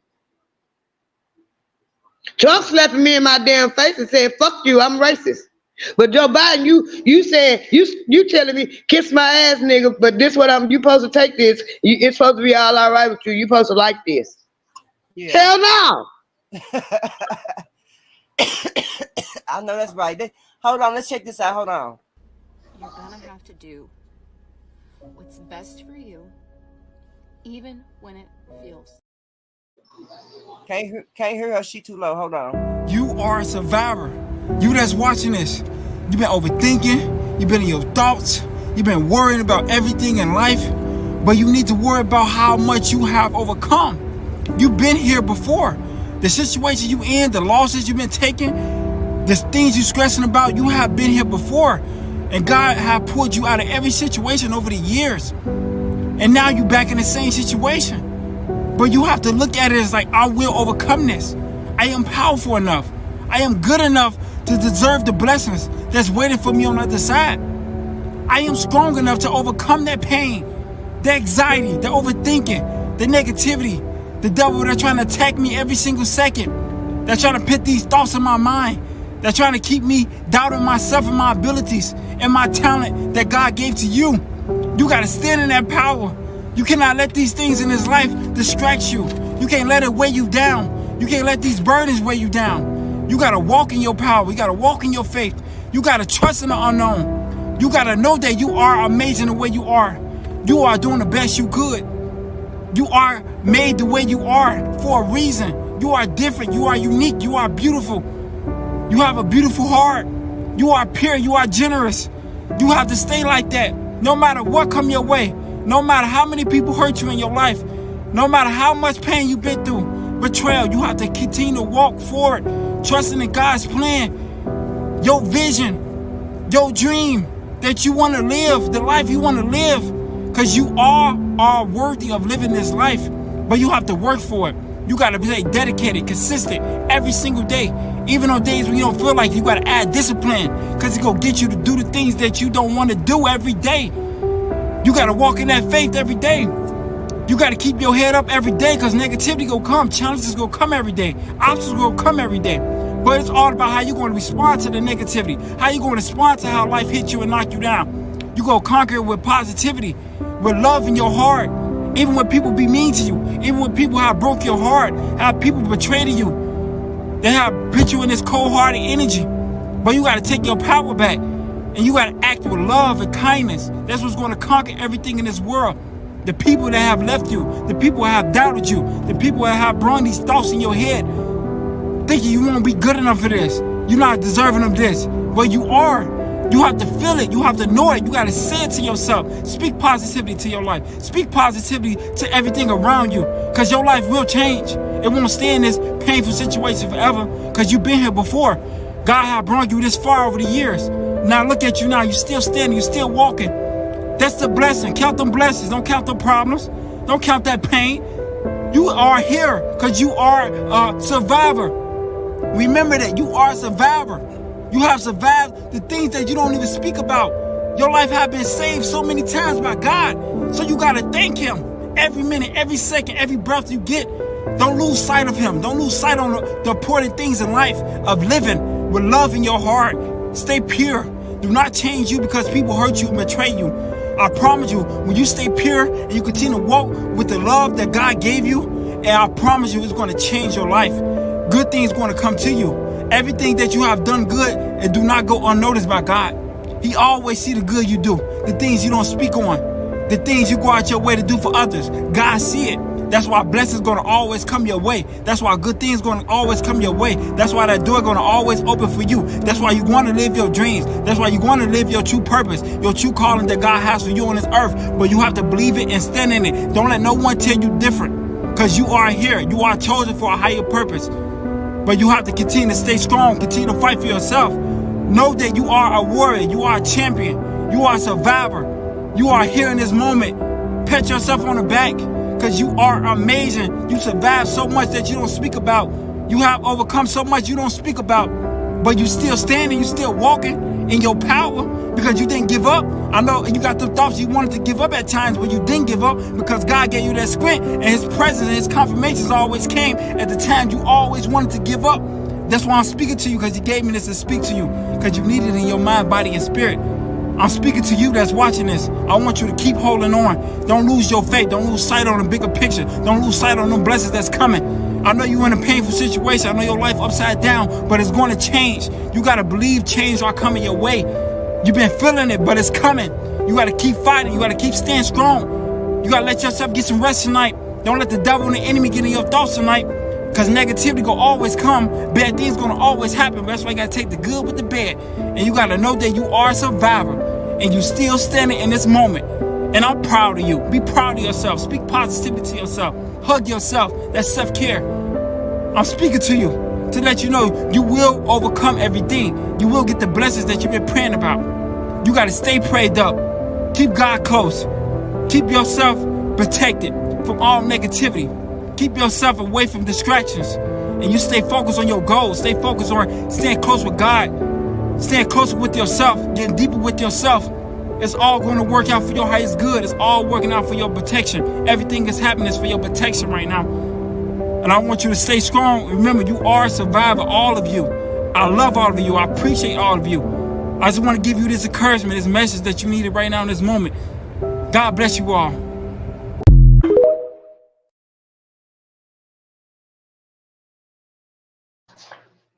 There you go. Somebody need to hear that. Somebody need to hear that. I know that's right. I might have been one of them. I want some Emily.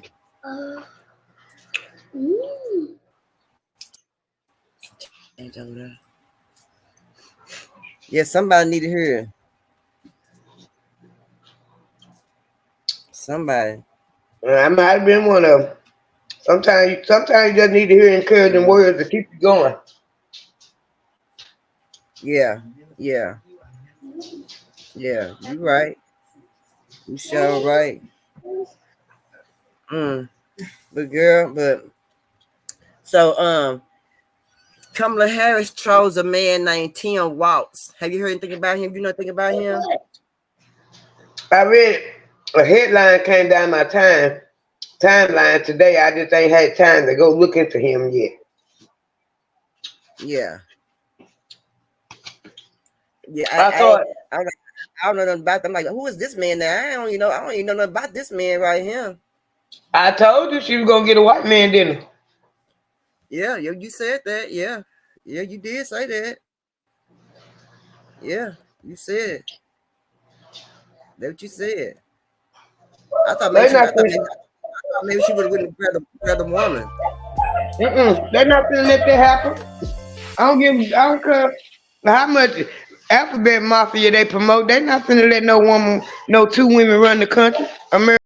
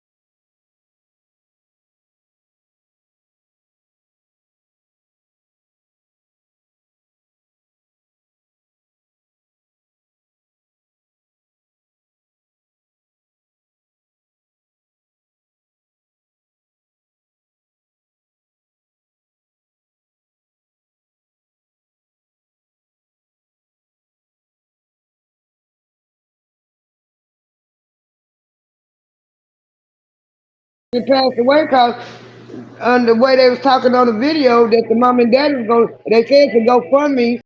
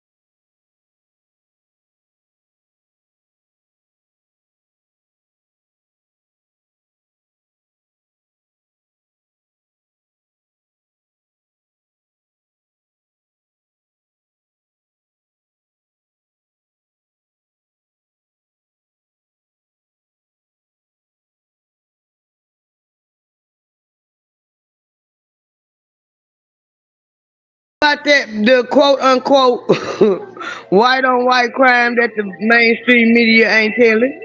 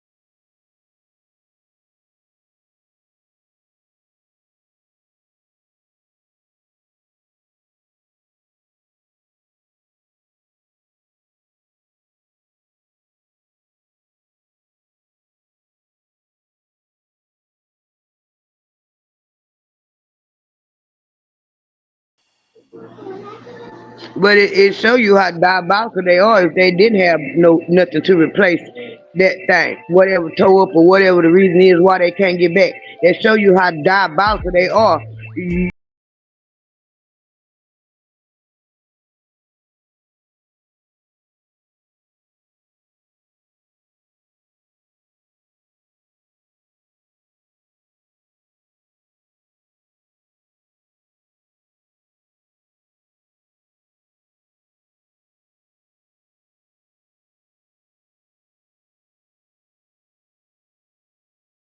Oh.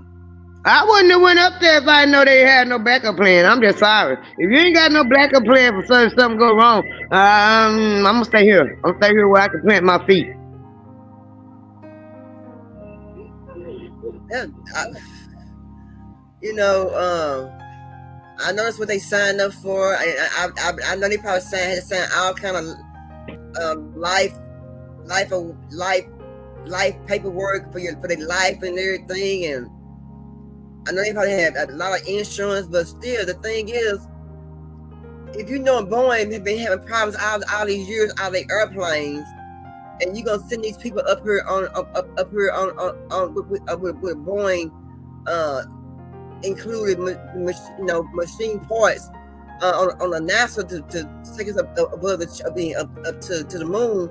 My thing is, and you've been knowing how Boeing been messed up. I mean, Boeing been messed up for a long time. They ain't just never been messed up with their airplanes. Their airplanes been messed up. They been had defective parts on their airplanes before the doors. You just found out the doors coming off and the screws not putting in and bolts not put in right. We just never found out about that, but it's been happening because we got to remember that all those people passed away. Those 300 some passengers have passed away on the Boeing airplane, and people just now going to court trying to make a lawsuit about that. We got to keep that in mind, right? We got to keep that in mind. Boeing been screwing for a long time. Boeing been on for a long time. They've been screwing around for a long time. So why would you take a part from them out of our manufacturers? That's what I'm saying. I'm telling you, because I got access to the information. Boeing got millions, if not billions, of government contracts right now. Right now. Dang. If I can remember the exact website, because I got a lot of stuff saved on my computer, and when I be looking for stuff is when I find out when I be looking at other stuff that I ain't looking for. And I know I got the website, I just don't remember which one it is. It show you the government contract that's been handed out and who got them. Dang. And Boeing got millions, if not billions, of dollars worth of government contracts. Well, how the hell they gonna go into, if they got contracts, how the hell they gonna go to bankruptcy then? Oh, they go into bankruptcy and clear everything out where they ain't gotta pay nobody. Keep what little money they got. Dang. That's crazy. See I just got a notification on one of the channels I watched. Black congregation, the dude Phil out of Houston. He talking about Kamala Harris vice president pick right now. Yeah, a lot of people here because a lot of people don't know where that man come from. I watch it. Want him? I did Obama put his hand in part of that too?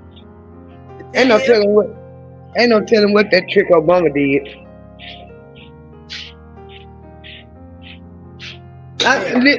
I thought long and hard about the heated discussion, and TT right, we got to learn to agree to disagree.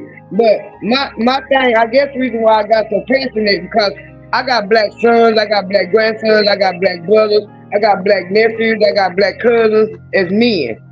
And if not on my watch, you got one son, a black son, and if you didn't see all them black men getting shot down in the street when Obama was in office and he didn't do nothing about it, I have to kind of question that.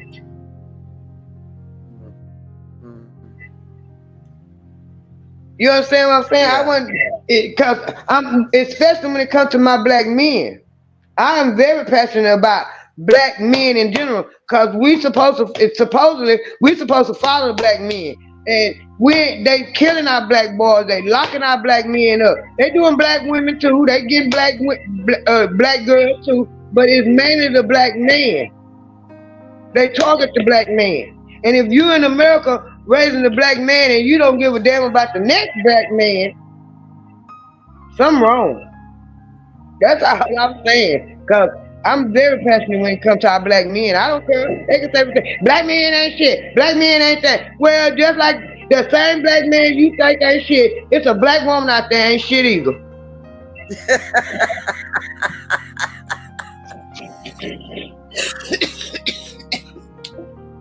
It's a her out there too, huh? It's him. It's a her too, That's right. That's right. All right. You're right. It's more just for him. It's a her. You're right. That's right. She's same thing. The same thing. You're right. Yeah, you're right. You're right. You sure will, girl. Well, I'm just waiting for the presidential debate get ready to come on, so I'm gonna watch that and I'm gonna take it slow with my old knee over here and take it slow around the house. And girl, I got my sister let me brought me her cane. Let me use her cane. I'm like, okay, girl, I so appreciate you, girl. Appreciate you, girl. Look here, these bones don't heal the same no more. Get you some Epsom salt and some baking soda. And take you the hottest you can stand and keep that knee off in that water. That's the only thing that hurts is my knee. That's it. Other than that, I can stand on it and everything. Like just my knee going, the swelling going down. I guess when the swelling go down, it aches too, then don't it? Yeah, mine hurt a little bit. It hurt because that's what I stepped in that hole and mine didn't hurt till the next day, till I woke up the next morning, and it stayed swollen for about a week. And I kept soaking it every time I take me a bath. I like taking hot baths anyway. I put some Epsom salt and some alcohol. I forgot that, and some baking soda in my bath water. And that was making the swelling go down a little bit more. It was still hurting, and then after the swelling went on down, it stopped hurting. Hmm. Mm-hmm. Cause I took a shower. When I would take my shower, I almost there in the kitchen, just be my leg, just get over the bathtub, girl. Mm-hmm. Mm. But I tell you, and when I went down and before I got up off the floor, I can feel the swelling immediately. It started swelling immediately right then, and it started hurting right then. Mm. It But didn't wait. but that's what got me because I remember stepping in the hole but it didn't hurt. It just you know how you step in the hole and you just keep going. Cause it Right. didn't hurt. I just realized I stepped in the hole. And then the next morning when I got up, I thought about it. I said that must be what happened when I stepped in the hole. Cause it did not hurt me at that moment. But when I Yeah. got up the next morning, I couldn't even hardly stand up on that knee. And I was Mm. limping. We gotta be more I was careful, girl. I was limping pretty bad in order for my husband to ask me why you limping. Cause I didn't go to bed limping. Mm. Step in that hole. Mm. Man. What Cassandra girl? What you got plans? What's your plans for the week? Well, I got a lot of work the rest of the week. Oh Lord. I got a lot of work the rest of the week. I got one of my customers had her son call me and offer me a job, and I got to go do it in the morning. Oh, okay. Okay. Okay. I gotta do that one. Plus, I got 4 on the app for tomorrow. 4 on the Oh. app for Thursday. 6 on the app for Friday. Uh. Actually, Thursday I got 5 because one of my customers I do every week, and I do my outside customers stay next door to them. So when I go to their house every 2 weeks, I go do my outside customers. So after Thursday, I got 5, Oh, you busy, girl. and then Saturday I got 1 on the app, and I got to do my outside customer. I got another outside customer that I do every 2 weeks on Saturday. So I got a busy week. I see you gonna be very busy, huh? You be doing your thing this week. Yeah, and I'm gonna have to get up a little earlier than I usually do because tomorrow I'm supposed to get up to 104, and I'm gonna try to leave the house about 9 o'clock so I can beat some of that heat. You know what? And today it was 100 and it got up to 101 today. Yeah, I'm trying to get the ones that like my most important ones, like the outside job, because I was trying to get the outside job I do tomorrow. I was trying to get it started, but they want it done tomorrow, so I said, okay, I'll go do that first because that's Yeah. cash money. That's cash money.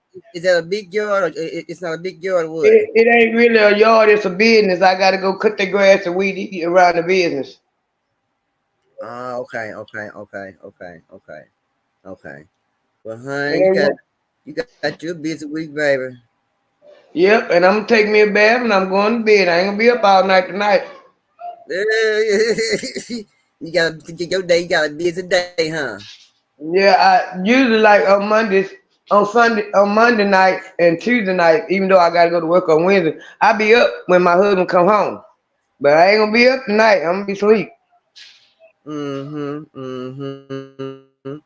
Well, y'all, y'all know our motto. Shoot, our motto is, how the hell you gonna love somebody you can't live yourself, and make sure you put that water out for your delivery people, or whatever you can put out. Keep them hydrated because it's gonna be like she said, it's gonna be 100. And what you say tomorrow? 104, They 105. said supposed to get up to 104 tomorrow. Lord have mercy. Well, all right then, Pebble girl. I'll have to let you have a good night, girl. I'll call you, girl. All right. Love you, friend. Love you too.